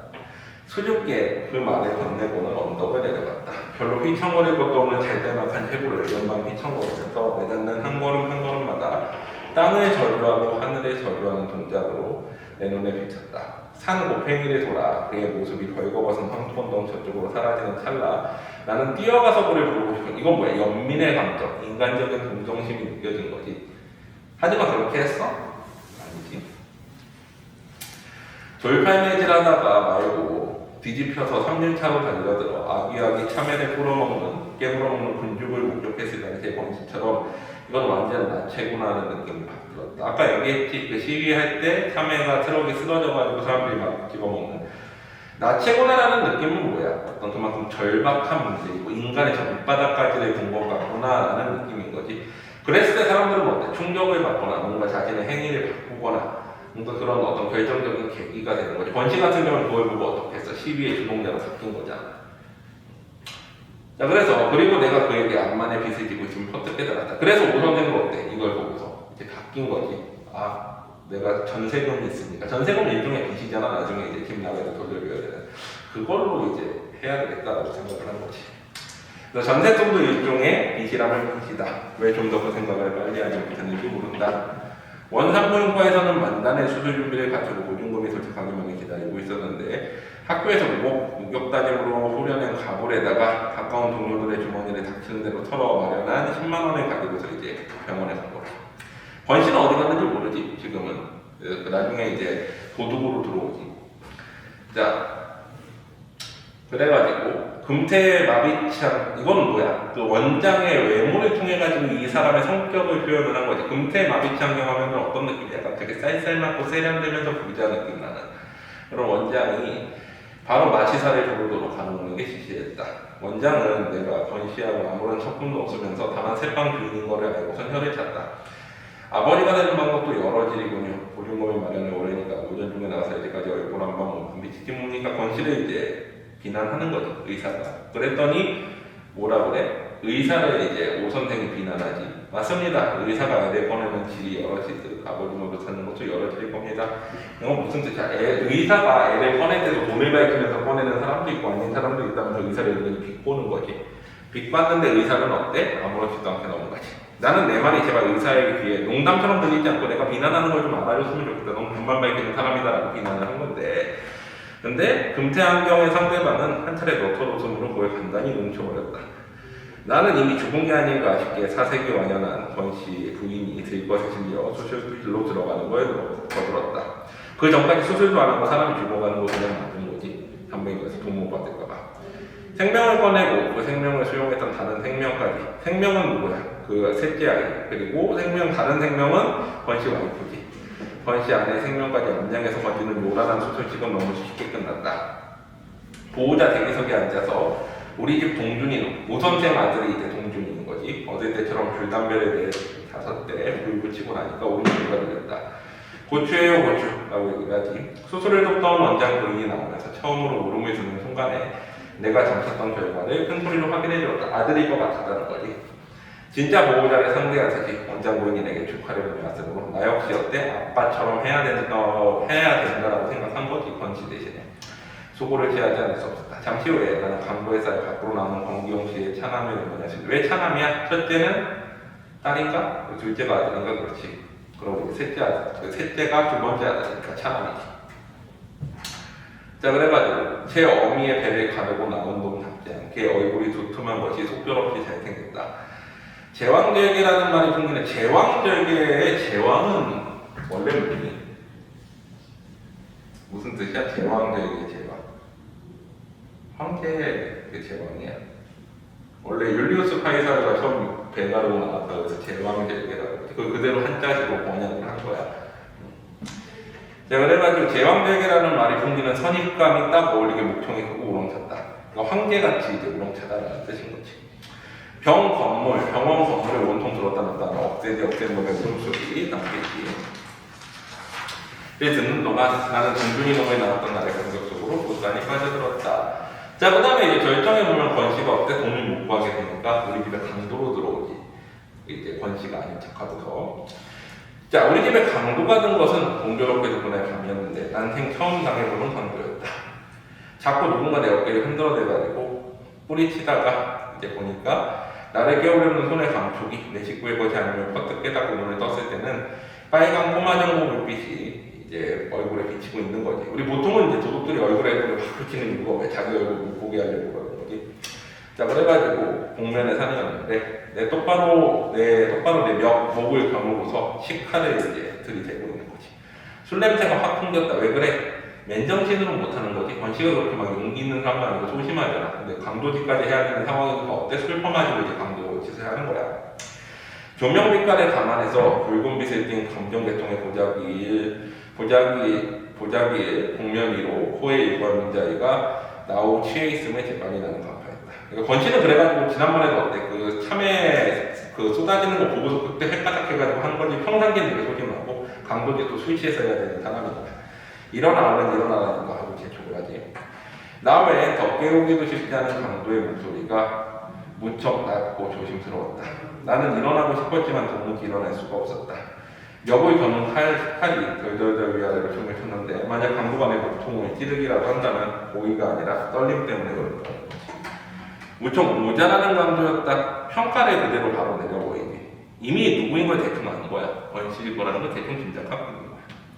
나는 복면 위에 그 눈을 보는 순간 상대가 그 방면에 전문가가 온 때문에 이제 그 도둑질을 많이 한 사람이 아니라는 걸 알아차렸네. 딴에는 진탕 마신 술로 한 번 연기를 도둑었을 텐데 보기 좋을 만큼 큰 눈이 착하게만 타고난 제 천성 권씨라는 거 알아본 거지. 어쩌지 못한 채 나를 벅두려하고 있었다. 술로 간에 키우지 않고는 남의 집 담도 못 넘을 정도의 강력고맹을 소모하는 사람으로서는 처음부터 미역국이라는 건 뭐야? 안 맞다는 거지 거기에. 도윤아 살아있어? 괜찮아? 자, 일어날 테니까 칼이 약간만 뒤로 물러주시오. 하니까 강도가 시키면 되게 어수룩하지? 물러달라니까 물러줘. 내놓으라니까 하고도 계속 이제 얘기하지. 하라는 대로 하죠. 하지만 당신이 내가 하라는 대로 해야만 수월할 거예요. 하고서는 이제 얘기하지. 집안에 현금이 별면치 않소. 화장대 위에 대리적 운통하고 장롱 서랍 위에 마누라가 쓰다 남은 돈이 약간 있을 건데 알아서 챙겨가라고 그러지. 자, 강도가 더욱 의심을 하고 왜? 강도질 할 방법을 알려주니까 의심을 하지. 그랬더니 나는 시험 삼아주고 신경질을 부렸어. 마누라가 깨서 한바탕 소송을 벌여야 시원하겠소? 내가 알려준 대로 하라는 거지. 권씨는 순진하니까 더 그대로 하지. 한 차례 길게 호흡을 뽑은 다음 강도는 마침내 결심한 듯 이부자리를 봐 화장대 쪽으로 향했다. 얌전히 구두까지 벗고 이것 때문에 어때? 이제 그 강도한 게 서투르다는 게 나타나지.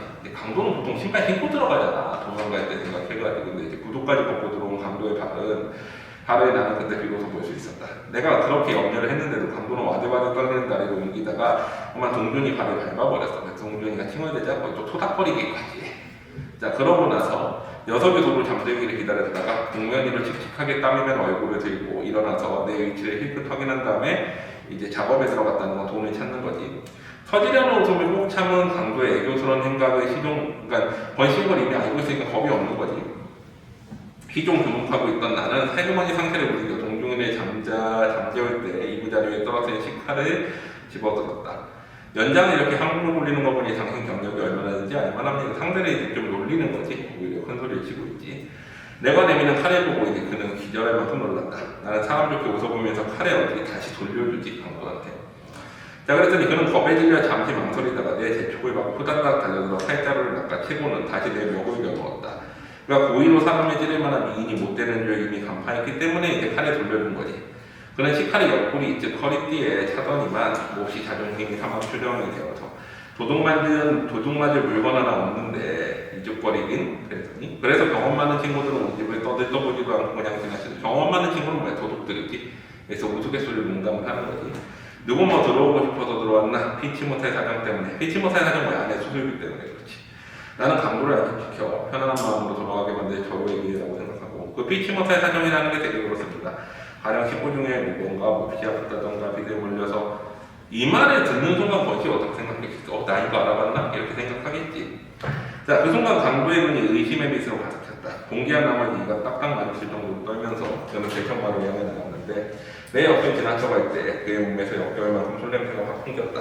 그가 허공지둥 풀어안고 나가는 것은 틀림없이 갈갈이 찢겨진 한 줌의 자존심일 것이다. 애당초 의도했던 바와 달리 내가 한 방법은 결국 그를 편안하게 한 게 아니라 낭패하게 만들었다. 이건 뭐야? 자존심을 완전히 깡그리 무너뜨려버린 거지. 사실 권씨는 뭐가 제일 중요한 사람인 거야?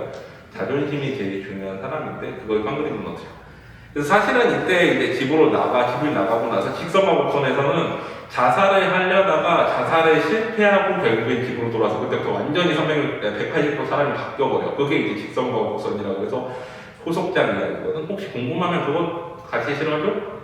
같이 실어줄게. 다음 주에 읽어와. 다음 주 책에 그 다음 주까지 읽으면 돼. 자, 그래가지고 어렵다고 꼭 외로우라는 법은 없어요. 혹 누가 압니까? 당신도 모르는 사이에 당신의 아끼는 어떤 이웃이 당신의 어려움을 덜어주었을지. 사실은 이건 자기 광고한 거지. 내가 수술비 대신 내줬다라고 얘기를 하는 건데 이제 권씨는 안 믿지. 배수장 맡을 따위 이웃이 없다는 거랑 똑똑히 봤어. 이미 권씨가 이제 돈 빌리러 갔을 때 거절당했을 때 그렇게 느낀 거지. 난 이제 아무도 안 믿어. 그는 현관에 벗어놓은 구두를 신고 있었다. 그 구두를 보기 위해 전등을 켜고 싶은 충동. 왜 그래? 구두를 보면 이 구두가 잘 닦여있으면 이 사람 자존심이 아직 살아있구나. 구두가 닦여있지 않으면 자존심이 죽었구나 라는 걸 알 수 있어서. 자, 그래가지고 나는 꾹 눌러보았다. 눌러앉았다.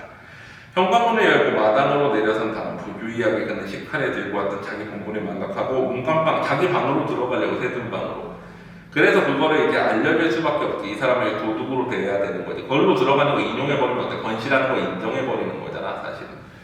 야, 그래가지고 대문은 저쪽입니다 라고 알려주니까 이제 망연히 있다가 그는 대문을 향해 느릿느릿 걷기 시작했다. 비틀비틀 걷기 시작했다. 이제 자존심도 상처를 입고 절망감에 찬 거지. 대문에 다다르자 그는 상체를 밑으로 이쪽으로 보았다. 이래봬도 난 대학까지 나온 사람이 마지막 자존심을 이제 얘기를 하는 거지. 누가 뭐라 그랬나? 느닷없이 그는 자기 학력을 밝히다니만 대문을 열고는 보안등 하나 없이 치득적 어둠 저편으로 자기는 삼켜졌다. 자, 대학까지 나온 사람이요까지 말한 이유는 뭐야? 이미 권씨도 자기가 지켰다는 걸 알고 있는 거지. 자, 나는 대문에 잠그지 않았다. 권씨가 다시 돌아왔으면 하는 거지. 그냥 지쳐놓기만 하고 들어오면서 문간방에 들러 권씨가 아직도 귀가하지 않았습니다. 무슨 뜻이야? 그게 권씨라는 걸 다시 한번 확인한 거지, 강구가. 깜깜한 방 안에서 애미애비 없이 오누이만 나가 새우잠을 자고 있으며 아울러 확인하고 나왔다. 아내가 잠옷바람으로 팔짱을 끼고 무슨 일이 있었냐고 물어보는데 아무 일도 없었다고 그러지. 사실 뭐 아무 일도 없었던 거지. 잃어버린 물건이 하나도 없었다. 돼지저금통은 화장대에 그대로 있고 아무 일도 아니었지. 다시 잠이 들기 전에 나는 아내에게 소들고정곡에 대답해준 사실을 비로소 이야기했다. 한참 말이 없던 아내는 저쪽으로 슬그머니 돌아나왔다. 마음에 안 드는 거지. 자기한테 상의도 없이 이제 대답을 해줬으니까. 물론 이제 보증금에서 까면 되긴 하지만 뗄 염려는 없어. 전세 돈이 있으니까. 무슨 일이 있었군요 하고서 이제 돌아놓았지. 하지만 얘기하진 않았어. 강도에 있었던 얘기를. 자, 결말. 이튿날 아침까지 권씨는 귀가에 있지 않았다. 출근하는 길에 병원에 들러보았는데 수술보증금을 구하러 병원에 나갔는데 한 번도 돌아오지 않았더라고. 그 다음 날도 권씨는 귀가하지 않았다. 그가 행방불명된 것이 이제 분명해졌다. 그리고 본인은 그게 아니었다고 하더라도 결과적으로 내 방법은 매우 졸렬했다라는 건 뭐냐면 매우 치사했다라는 거지. 사실 생각해보면은 거기 보면은 이제 복면 위에 드러난 눈을 보고 권씨를 알아차렸는데 권씨가 집으로 돌아가려고 했을 때 거기는 대문 아닙니다 라고 집주인이 말한다는 건 무슨 뜻이야? 여기 우리 애들도 다 자고 있는데 이미 나는 권씨라는 거에 들킨 것 같고 자기 스스로를. 근데 여기 대문 아니라고 하면서 너를 끝까지 강도로 대우했겠다라는 뜻인데 다른 말로 하면 나가라는 얘기잖아. 집에서. 그치. 그러면 어떻게 되겠어? 자존심 강한 사람 같은 거. 못 돌아오겠지. 자기가 강도짓 한 것까지 들켰는데 근데 어떻게 돌아오겠어? 그래서 이제 졸렬하더라고 자기 스스로를 평가한 거지 오 선생이. 자, 이제는 확연해진 셈이다. 복면 위로 드러난 두 눈을 보고 나는 그가 다름 아닌 권씨임을 대뜸 알아차릴 수 있었다. 밝은 아침에 술이 깬 권씨가 저처럼 나를 떠더지 대하게 하기 위해서 나는 그를 강도로 끝까지 대우를 했는데, 그래서 아무 일도 없었던 듯이 병원에 찾아가 죽지 않은 아내와 새로 얻은 세 번째 아이를 만날 수 있기를 기대했던 것이다.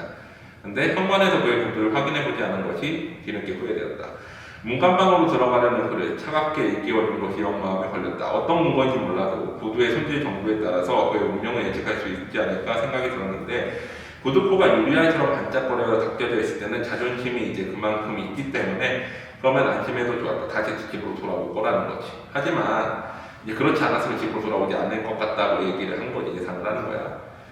자, 그때 그가 만약 마지막, 즉 집으로 돌아오지 않고 애들과 마지막으로 이제 만나는 그 순간이었다면, 내가 그 아이들이 자는 방을 가로막고 대문으로 나가라고 했을 때 그 사람은 어떤 절망감을 느꼈을까 이렇게 생각하는 거죠. 마지막 애들한테 작별 인사 하고 가야 되는 거죠. 그러고서 권씨는 사실은 이제 뒤에 소설을 들으면 자살하라고 하거든. 그럼 마지막에 애들 보는 상황이한테 그걸 집주인한테 막힌 거잖아. 자, 그래서 아내가 병원에 다니러 가는 편에 아이들을 죄다 딸려 보낸 후에 나는 문간방을 샅샅이 뒤졌다. 권씨 애들을 이제 다 보내고 아내한테 이제 병원 같이 가보라고 보내고 거기를 뒤졌는데, 방을 내 눈으로 밝은 낮에 내부를 둘러본 게 처음이었다. 이사 올 때 본 그대로 세간이라고는 깔고 덮는 데 쓰는 것과 이제 간단한 취사도구들, 별다른 이상은 눈에 띄지 않았다. 구태여 단소가 될 만한 흔적을 찾자면 구두일 것인데, 가장 감나가는 세간의 자격으로 장롱 따위가 자리 잡고 있을 때 9켤레나 되는 구두들이 사열받는 병정, 원래 10켤레를 가지고 있는 거지. 10켤레 중에 한 켤레를 싣고 나가서 9켤레 구두로 남은 사례가 된 거지. 그걸 남겨놓고 나갔다고 해서. 자, 그래서 정갈하게 놓여져 있지. 정갈하게 닦인 6켤레, 그리고 먼지를 뒤집어 쓴 게 3켤레. 모두에서 10켤레 가운데 마음에 드는 7켤레를 골라서 손질해놓고 일주일에 이제 다 쉬는 거지. 매일매일 갈아지는 한 주일의 소용에 당해온 모양이다. 차에 닦여진 7 중에 하나를 비어있는 거를 발견하고 나는 그 한 켤레의 구두가 쉽사리 돌아오지 않는다는 거. 뭐야, 이제 권씨가 쉽게 돌아오지는 않겠다라고 생각을 한 거지. 권씨의 행방명령을 알리지 않으면 안 되었을 때였다. 내 쪽에서 먼저 전화를 하기에는 이제 그게 처음이자 마지막이었는데, 나도 되도록이면은 침착해지는 일로 가면서 내게 이웃을 사랑하게 될 것이라는 이제 이순경에게 전화를 한 거죠. 이순경은 처음에 이제 권씨가 전과자인 거를 나한테 알려오면서 이 사람이 전과자니까 어쨌거나 경찰서에서 계속 감시를 해야 되잖아. 민간인 감시는 지금 불법인데 옛날에 많이 했지. 민간인 사찰이라고 해서 범죄 저지를 만한 사람들을 계속 감시하는 거예요, 경찰들이. 근데 이순경이 감시를 부탁하면서 뭐라고 그랬냐면, 이웃을 사랑하십니까? 오 선생은 이렇게 물어봐. 이 이웃은 전과자긴 하지만 당신이 사랑하게 될 이웃이다 라고 얘기를 해. 그래서 그때 꽃방귀를 끼지. 내가 이 사람을 사랑하게 된다고? 근데 지금은 어때? 권씨에 대해 염려하고 뭔가 이렇게 그래도 이웃의 글리네라고 하지? 이웃에 대한 사랑을 느낄 수 있는 그런 사람이 된 거잖아, 권씨에 대해서. 그래서 이제 그거를 생각하는 거야. 그러니까 이웃에 대한 사랑을 이순경이 처음 얘기했을 때는 오 선생은 어때? 뭐 이딴 사람을 내가 사랑해 라고 했는데 그 얘기를 떠올리는 거지, 마지막에.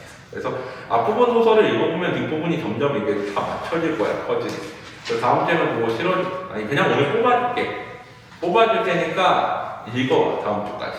이해되지? 자, 그래서 일단은 여기까지 하고 요거 빈칸은 숙제로 채우면 되고, 그 다음에 뒤에 문제가 좀 많이 있는데 그 결혼 전까지 풀어보자. 좀 양이 많어. 페이지 162까지. 그래서 정리하고 풀어오면 돼. 자, 해보자. 일단은 문법을 앞에서부터 좀 정리를 할 건데 자음 개념부터 좀 정리를 할게. 그래서 음절, 자음, 모음 할 수 있는 데까지는 안 가자. 일단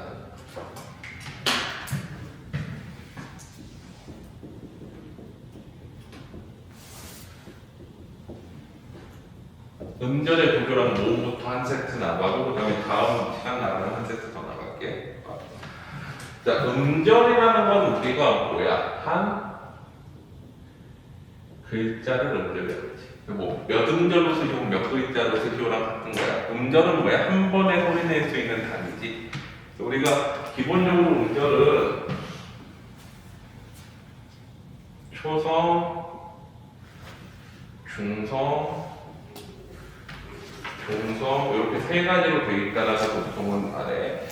그리고 이 중성은 뭐로 돼 있어? 어미 모자를 쓰는 모음이고 앞뒤로 아들 소리가 붙을 수 있는데 그거를 뭐라고 부르는 거예요? 우리는 자음이라고 부르는 거지. 그러니까 엄마 소리가 가운데 있고 앞뒤로 아들 소리들이 붙을 수 있어. 자, 그리고 무조건 모음은 하나는 있어야 돼서 이걸 뭐라고 해? 음절의 핵. 중성이 있어야지만 음절이 형성이 되지. 우리 자음 하나 가지고는 안 되잖아. 무조건 모음 숫자가 하나라도 있어야지만 구성이 돼.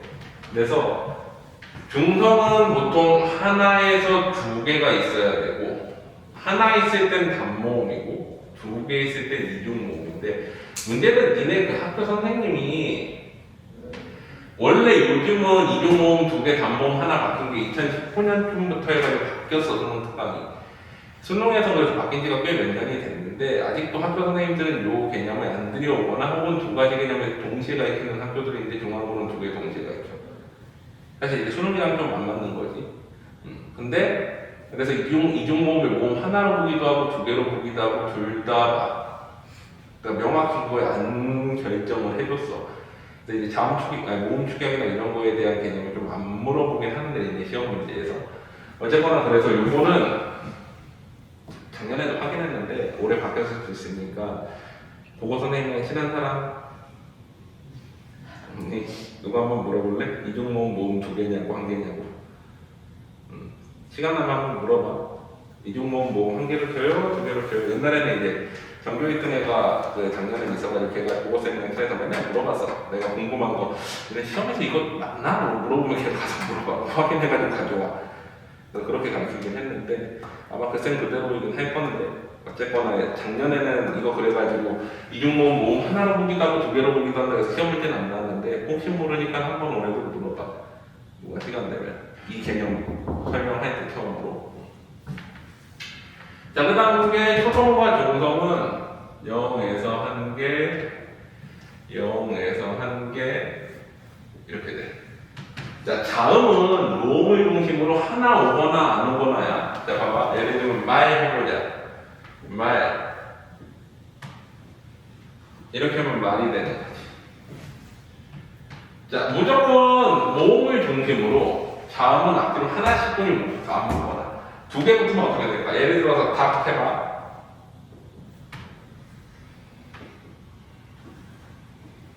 리을 기억하면 얘는 뭘로 바뀌어? 기억으로 바뀌지. 소리상으로 우리말은 무조건 몇 가지뿐이 뭐다? 자음 하나뿐이 뭐다? 모음이 중심으로 소리 기준으로. 이해되지?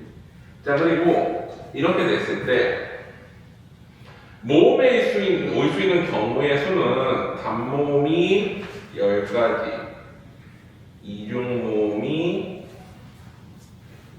11가지. 합해서 총 몇 가지야? 21가지 경우의 수가 나와. 자, 그리고 앞에 자음은 어때? 자음이 14가지. 된 소리가 5가지. 그래서 초성에 올 수 있는 소리수는 총 19가지 경우의 수가 나와. 받침에 올 수 있는 자음은 우리 음절의 끝소리 규칙해가지고 몇 가지만 올 수 있어? 7가지에다가 없는 경우 1가지 해가지고 8가지. 없는 경우 1가지. 그래서 총 8가지. 근데 앞에는 왜 없는 경우가 없어? 이응이 이가 없는 거잖아, 실제 소리가. 원래. 초성 이응은 없는 거지. 그래서 이 14가지에 들어가 있어. 그래서 이거 곱하기 이거 하면은 어때? 우리가 발음할 수 있는 소리 종류가 다 나오는 거지. 이해되지? 그래서 일단은 음절은 이렇게 돼 있고, 그러면 여기서 이제 모음부터 한번 정리를 해보자.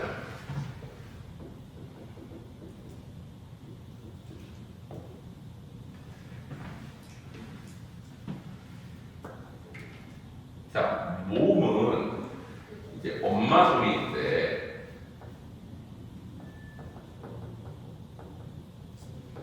자음과 모음의 차이가 뭐야? 모음은 공기를 뱉으면서 내는 소리고 자음은 공기를 끊으면서 내는 소리지. 그래가지고 어때? 모음의 기준으로 앞뒤로 자음이 와서 앞에 끊다가 시작하고 그다음에 다시 끊기고 이렇게 가는 거지. 그래서 엄마 소리는 기본적으로 공기를 뱉으면서 내는 소리인데 얘네는 크게 이제 한 번에 공기를 뱉으면서 한 번에 발음하는 단모음과 이제 두 번에 걸쳐가지고 이 구조를 바꿔가면서 만드는 이중모음 두 가지가 있는 거지. 일단은 단모음의 개념을 정리를 해보면 단모음은 우리가 보통 이렇게 많이 외워. 히, 위, 를, 주, 개, 돼, 어, 내가 이렇게 많이 외우지. 뭐 다른 방법도 있긴 하지만 일단 외우고 있어야 돼 무조건.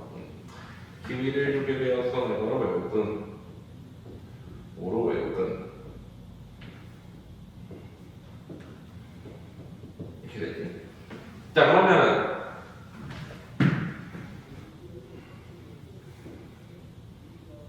위쪽에 있는 걸 뭐라 그래? 고모 가운데 있는 거, 중모 아래에 있는 거, 저모 이렇게 되는 거지. 그리고 앞쪽에 있는 게 전설모, 뒤쪽에 있는 게 우설모 이렇게 되고 여기가 평순이라는 건 뭐 입이 입술이 평평하게 가는 거. 오나 오가 들어가면 입술이 동그라미에다가 원순, 입술 숫자에다가 동그란 원, 혹은 평평할 평 이렇게 들어가는 거지. 원순, 원순 이렇게 나오지. 그러니까 혀가 위쪽에서 받으면 고모, 가운데서 받으면 중모, 아래에서 받으면 저모. 입이 혀가 앞쪽에 있으면 전설, 혀설자에는 앞전자에서 뒤에 있으면 후설 이렇게 말하는 거지. 그리고 평선 원순은 어때? 오우가 들어가느냐 안 들어가느냐 이런 거지. 오우가 들어가면 어때? 입술이 동그라지니까 원순모음, 안 들어가면 평순모음이 되는 거야. 근데 얘네들은 다 어때? 한 번에 발음할 수 있다 그래가지고 단모음이야. 자 근데 한번 보자. 표준발음법 한번 펴봐. 표준발음법에 보면 문제가 뭐냐면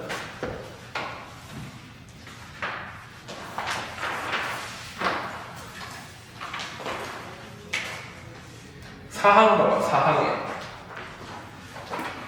거기 보면은, 사항에 보면은, 얘네들 10가지가 단모음으로 나오는데, 사실, 이, 위, 왜, 우, 잖아.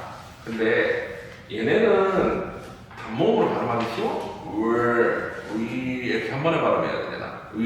왜, 힘들지. 사실 입이 움직이거든, 발음해보면. 그래서 어때? 원래는 왜, 위 해서 이중모음으로 발음하다시피 하는데 단모음이야.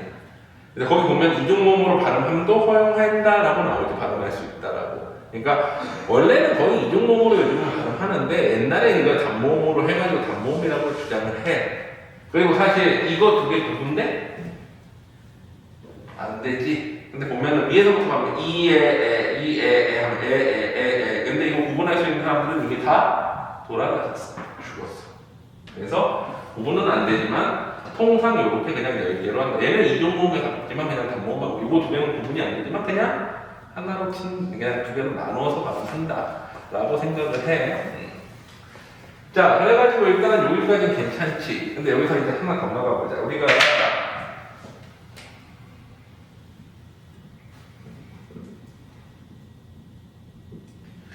이렇게 나눴을 때 얘네들과 얘네들 이렇게 서로 대립돼가지고 이 아래쪽에 있는 거를 우리는 뭐라고 그래? 양성모음이야. 양성이라는 거는 입이 크게 벌어지면서 발음이 되는 거야. 혀가 아래로 내려가니까 입이 크게 벌어지겠지. 이 위쪽에 있는 애들은 음성모음. 그리고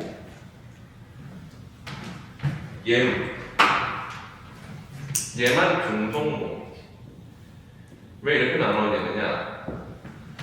옛날에 이제 세종이 이제 모음의 창제를 할 때 삼재를 가지고 만들었다고 그러지. 삼재가 뭐야? 세 개가 존재하다인데 하늘과 땅과 사람을 본따서 삼재라고 했어. 하늘에 나타나는 게 아래야, 땅에 나타나는 게 사람에 나타나는 게 이지. 근데 아래야는 지금 시키면 뭘로 발음하냐? 앞에 오는 첫 글자는 아로 발음하고 그 나머지 글자는 보통 으로 발음해. 그래서 예를 들면 우리 이렇게 써 있잖아. 이거 어떻게 읽어? 한글 아로 발음해. 자, 또 이런 거 있잖아. 술 이름 중에 이거 뭐라고 읽어? 참이슬. 근데 만약에 이렇게 써 있으면 어떻게 돼? 세모 반치음은 모음 처리에 초성이 오면 노, 을. 아래 하는 첫 글자면 못 읽는다? 아로 읽는다. 두 번째 이상에서 오면 못 읽는다? 으로 읽는다. 그래서 소리가 소멸해. 근데 이게 1933년까지 표기는 하는데 나중에 왜 1933년 가면은 어차피 소리 없는데 표기해서 뭐해? 그러고서 날려버리는 거야. 근데 왜 그때까지 사람들은 그냥 저걸 썼을까? 이거랑 똑같아. 우리 이거 구분해서 쓰잖아. 소리는 똑같은데 구분 못하지. 근데 우리가 네가 해 이런데 내가 해라고 적잖아. 왜 그렇게 적어? 안 적으면은 한글 못 배우는 사람같이 적겠잖아. 무슨 얘기인지 알아? 옛날 사람들도 이게 분명히 한글로 발음했어. 이게 아래아가 언제 없어지냐면 16세기에 없어져. 16세기부터 없어지기 시작해서 앞소리는 18세기에 없어진 다음에 1700년대 가면 이미 없어져. 아래에 가면은. 근데 아와 으로 발음하면서 사람들이 저렇게 적은 이유가 뭐야?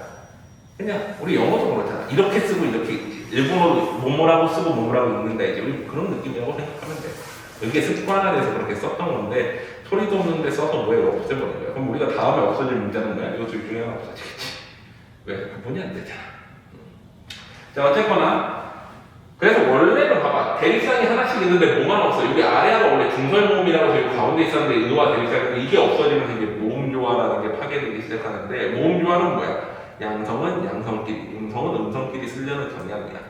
어쨌거나 그래서 이제 양성, 음성, 중성을 만들 때 하늘은 양성, 땅은 음성, 사람은 그 사이에 있어서 중성 이렇게 만든 거야. 그래서 이게 이제 기본자이고 기본자에서 처음 만든 걸 우리가 초출자라고 그러는데 세종이 만들 때 아와 우는 양성, 하늘 계열이고 어와 우는 땅의 계열, 음성인 거고 제출자 다시 만들 때에도 야와 유는 하늘 계열, 여와 유는 제출자에서도 음성, 그 다음에 합용자, 그 외의 것들도 와, 워, 왜, 위 이런 식으로 그래서 양성과 음성을 맞춘 거라고 그래. 그러니까 우리가 음원체계 구조를 만들 때 사실 세종대왕 때 이미 우리나라 음원체계는 현대 음원체계에 비슷할 정도로 되게 잘 만들었어. 그래서 우리가 이제 언어의 사치라고 그러는 거잖아. 문자의 사치. 한글이 왜? 되게 잘 만들었어. 현대 음원체계에서 봤을 때도 전혀 차이가 거의 안 나. 그냥 이름만 바꾸는 것 뿐이야. 현대식으로 과거식에서. 그래서 요게 이제 양성과 음성의 체계인데 이때 우리가 모음조화라는 개념이 생겨.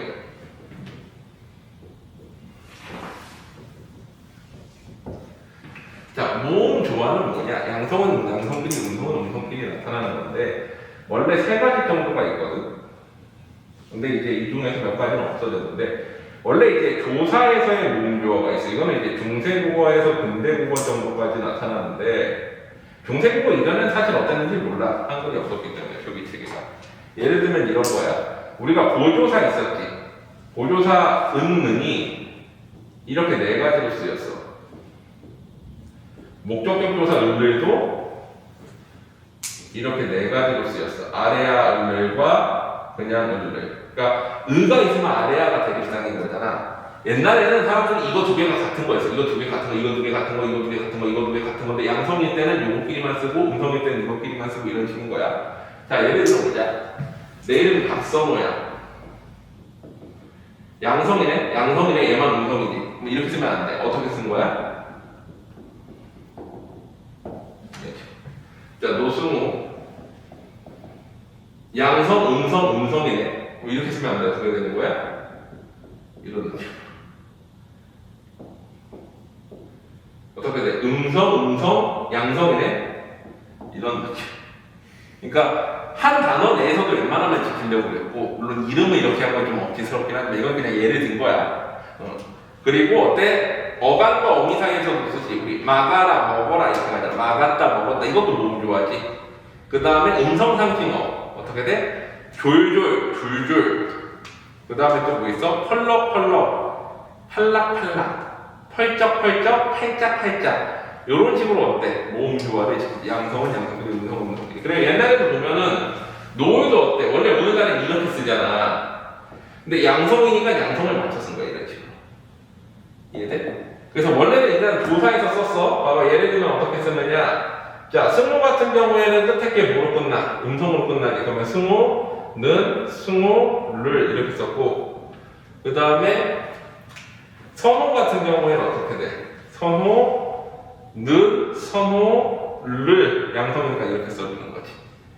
그리고 이제 만약에 중성인 경우, 소희 같은 경우에는 이모음으로 끝나니까 중성이잖아. 끝에 부분이 그러면 소희는 둘 다 쓸 수 있는 거야. 소희를 둘 다 쓸 수 있고. 이해돼? 요게 이제 조사에서의 모음인데 얘네는 이미 어때? 중세근대국어 끝나면서 없어졌어. 중세근대국어가 언제냐 봐봐. 우리말의 이제 국어사적인 개념을 정리를 해보면 우리말 국어사는 한국사에서는 좀 다른데 고대 국어, 중세 국어, 근대 국어, 현대 국어를 나눌 때 한국사에서는 원래 뭐야? 고려건국, 조선건국, 그 다음에 뭐야? 가보개혁 이렇게 나누지. 고대, 중세, 근대를. 근데 그 국어사에서는 좀 달라. 국어사에서는 고대 국어, 중세 국어 나누는 거는 918년 고려건국으로 똑같거든. 근데 여기가 조선건국이 아니야. 뭐냐? 1592년 임진왜란이야. 왜 그러냐면 우리가 이제 언어가 많이 바뀐 기준으로 봐야 되는데 고려건국은 어떤 특성이 있냐면 언어 중심지가 경주에서 개성으로 옮겨왔지 수도가. 그러면 사실은 말이 갑자기 나라 건국한다고 바뀌어? 아니지. 근데 수도가 바뀌면 어떻게 되는 거야? 말이 바뀐다는 거 보는 거야. 중심 언어가. 예를 들면 우리가 봐봐. 북한이랑 통일했어. 북한이 통일해버리네. 자. 그러면 우리가 막 공산주의도 있고 문화어 해야 되지. 문화어를 가르칠 거 아니야 학교에서. 문화어 할 거야? 안 하겠지. 내래 뭐 아바이동무 뭐 수령동무 이러면서 발음할 거야? 아니잖아. 우리 처음에 쓸 거 아니야. 물론 뭐 총 들고 죽이겠다는 거는 쓸 수밖에 없겠지만 마찬가지야. 자 어느 날 신라라는 귀족 신라 경주에서 귀족들이 잘 살고 있었어. 경주가 되게 대도시였잖아. 근데 어느 날 막 전쟁 몇 번 일어나더니 저 시골 깡통 개성이라는 데가 수도가 됐대. 거기가 언어 중심지래. 그 말 쓸 거야? 아니지. 그래서 지금도 경상도 방언은 안 고쳐지지. 되게 세잖아. 자부심이 있는 방언이라고. 왜 거기가 언어 중심지였잖아 원래는. 되게 개성을 옮겨오면서 이게 언어가 바뀌었다라고 보는 거야. 근데 생각해봐. 조선건국 때는 어때? 개성에서 서울로 바뀐다고. 한양으로 몇 번 왔다 갔다 했잖아. 바뀌어버리? 똑같은 동네인데? 같은 경기도잖아. 안 바뀌겠지. 근데 언제 바뀌는 거야? 1592년 임진왜란을 하면 임진왜란이 끝이 아니지. 1597년 정유재란, 1627년 정유호란, 1636년 병자호란. 그 사이에 뭐 있어? 이괄해난도 있고 전쟁이 엄청 많이 온단 말이야. 여진족 들어오지, 명나라 들어오지, 일본 들어오지. 하다못해 임진왜란 때는 저기 포르투갈 상인이 데려온 흑인 병사까지 있었다고 그러지. 그러니까 언어가 섞일 수밖에 없어. 그러다 보니까 임진왜란 기점을 해서 임진왜란이라고 하지만 그 이후 16세기 동아시아 혼란기 전쟁이 엄청 많이 일어나거든 전 지역에서. 그때 많이 바뀌어. 그래서 그 임진왜란이라고 보통 하는 거야. 그 시작점이 임진왜란이기 때문에. 그래서 보통 이렇게 하고. 근데 그거는 보통은 1933년 한글맞춤법 통일한. 뭐 그 전에 가보개혁부터 해서 근대화가 일어나지만 한글맞춤법 통일하면서 그 진정한 의미의 뭐가 된 거야? 현대화가 됐지. 그 전까지는 우리나라 말은 개판이었어. 표기 체계가. 왜? 지 쓰고 싶은 대로 썼거든. 왜 그러냐면은 우리가 1443년 세종이 한글을 창제하고 나서 그 이후 계속 파괴되는 건 않거든. 왜? 세조 들어오면서 집현전 없애버리잖아. 국립국어원을 없애버린 거야. 왜? 그 사육신이 세조 암사회에 가담했지. 근데 다 집현전 학자들이었잖아. 한 명 빼놓고 유흥국 빼놓고. 그래서 싹 다 없애버려 집현전. 그럼 어때? 지금으로 치면 국립국어원 없앴어. 그다음에 국어교육 그 중점적으로 하는 기관도 없어진 거지. 학교에서 국어를 안 가르치면 니네 어떻게 쓸 건데? 그냥 카톡폰에서 막 쓰지 않겠어? 어렸을 적에? 맞춤법은 가지고. 그 상황이 언제까지 지속된 거야? 1483년에서 세종 죽고 1450년 이후에 이때까지. 거의 400년간 온 거야. 그럼 어떻게 되겠어? 개판이 나겠지.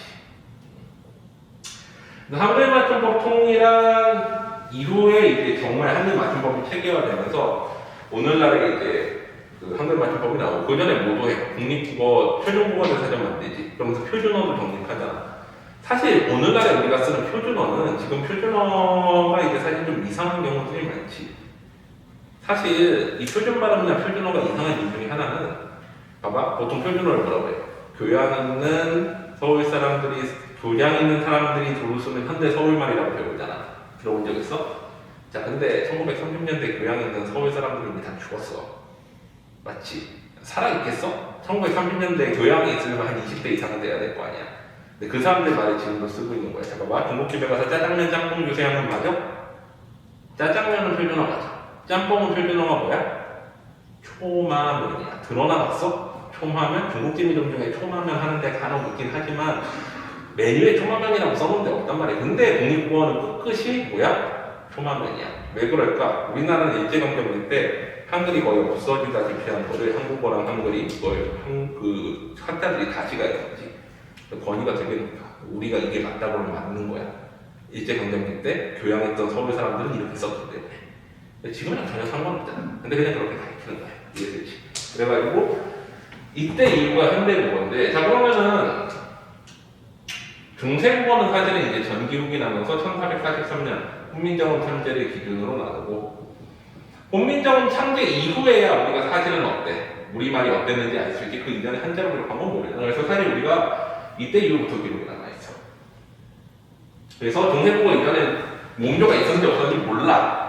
근데 적어도 중세에서 근대국어부터는 어때? 이런 게 시켜졌다라고 얘기를 하는 거지. 원래는 그 전부터 있었을 거야. 왜냐면 우라라이타이어 특성인데 거의 대부분 모음조어가 있어. 우라라이타이어 계열은 일본어, 한국어, 만주어, 몽골어, 터키어 이런 데들이 우라라이타이어거든. 근데 터키만 좀 우회지 않아? 유럽 저쪽에 있는데 왜 걔만 우라라이타이어야? 우리 북방 쪽은 다 연결돼 있지. 우리 한국사 옛날에 배웠니? 북사 중학교 때 별로 안 했지. 삼국시대 기억나? 나당 연합군이 동맹을 맺을 때 십자동맹 해가지고 백제랑 고구려랑 어디랑 연결해? 아래쪽으로 왜 북쪽으로 뭐 있었어? 고구려 연합군 쪽에 돌궐 기억나? 처음 들어? 고구려 백제 왜 돌궐 이렇게 돼 있어? 신라랑 나당 연합군 동맹 맺었을 때 서로 싸우지. 돌궐이 남쪽으로 서쪽으로 내려가서 세운 나라가 뭐야? 투르크. 그게 뭐야? 터키, 요즘에 티르키예, 오스만 트루크 제국, 돌궐 제국이야. 이해돼? 그러니까 그 북방游牧민족이 내려오고, 그래서 우리랑 언어가 비슷해. 터키가 말도 비슷하고 문화도 비슷하고 원래 북방游牧민족이었어. 근데 저쪽으로 내려오는데 서양화돼서 서양처럼 생겼는데 문화가 우리랑 비슷하다고 하지. 티르키예가. 이해되지? 그래서 걔네가 티르키예로 바꾼 거야. 돌궐. 원래 터키는 영어식 발음이고 티르키예 자기네식 발음으로 바꾼 거잖아. 국호를. 이게 투르크, 돌궐, 우리가 한자식으로 있는 돌궐족이야, 돌궐족. 자, 그래가지고 걔네도 비슷해. 근데 우라라이타이어에서는 대부분 모음조어를 지금 그래서 그 전부터도 썼을 거야. 근데 기록에 남아있는 걸 중세국어 이러는 거지. 이해되지? 자, 그 다음에 모음조어를 지키는 게 뭐가 있어? 자, 어간과 어미에서도 지키지. 이거는 중세국어부터 현대국어까지 나타나는 특성이야. 예를 들면 막다 같은 경우는 막, 아라나, 아따를 쓰지. 먹다 같은 경우에는 어때? 먹, 어라나, 어따를 쓰지. 이런 것들 되게 많잖아. 이게 이제 모음조화고, 그 다음에 단어 내에서의 모음조화가 하나 더 있는데, 이거는 이제 중세국어에서 일부 현대국어까지.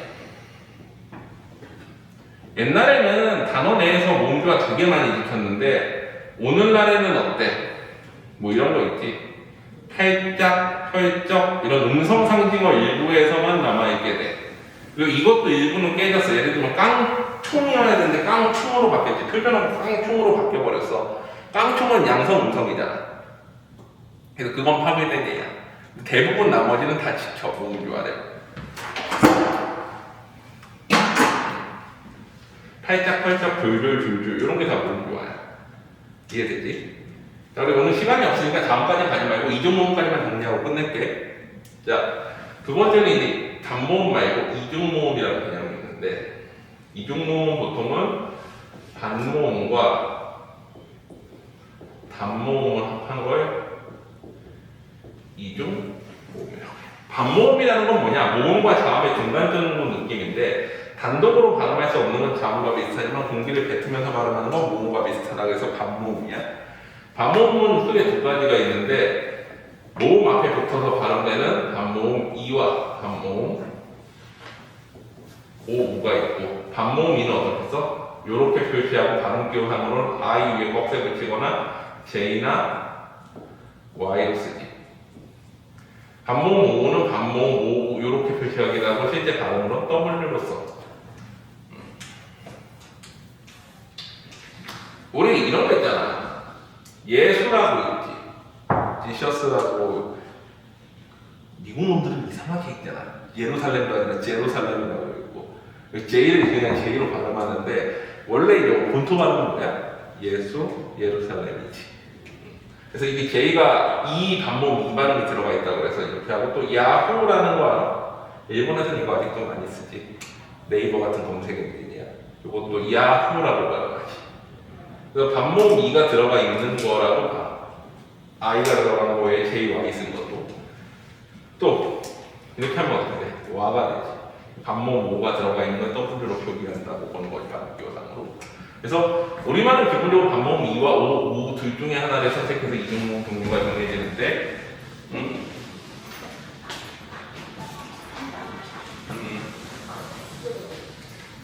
앉아보기 편한데.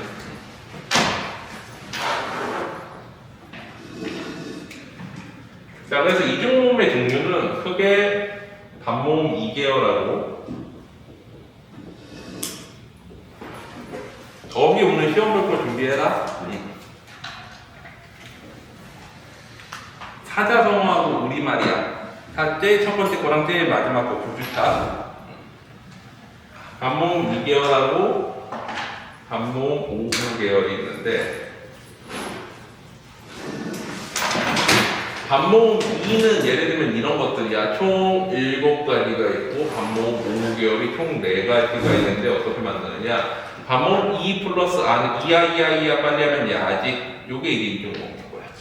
발음 기호로 치면은 반모음 2 플러스 아 해가지고 발음이 야가 되는데 사실은 요거는 요런 느낌인 거지. 이렇게. 자, 그래가지고 반모음 2 플러스 어는 여, 반모음 2 플러스 오는 요, 반모음 2 플러스 우는 유 이런 식인데 1 플러스 1은 2가 되기 때문에 이거 이중모음은 모음 2개로 보는 거야. 자, 또 반모음 2 플러스 에는 예, 반모음 2 플러스 에는 예. 마지막으로 플러스 반모음 2는 의 해가지고 얘만 뒤에 반모음이 들어가. 원래는 이거 별도의 반모음 의가 있다라고 했었는데 교육과정이 바뀌면서 요새는 다 이렇게 가. 자, 그 다음에 반모음 5 계열은 반모음 5 플러스 아는 와, 반모음 5 플러스 어는 워, 반모음 5 플러스 에는 왜, 반모음 5 플러스 에는 이렇게 하면 끝나. 이건 다 외우고 있어야 된다. 이해되지? 그래서 오늘 일단은 요거 정리하고 필기 다 한 사람은 퇴근하자. 다음 주까지 숙제해오면 돼. 이해되지? 오케이. 오늘 여기까지.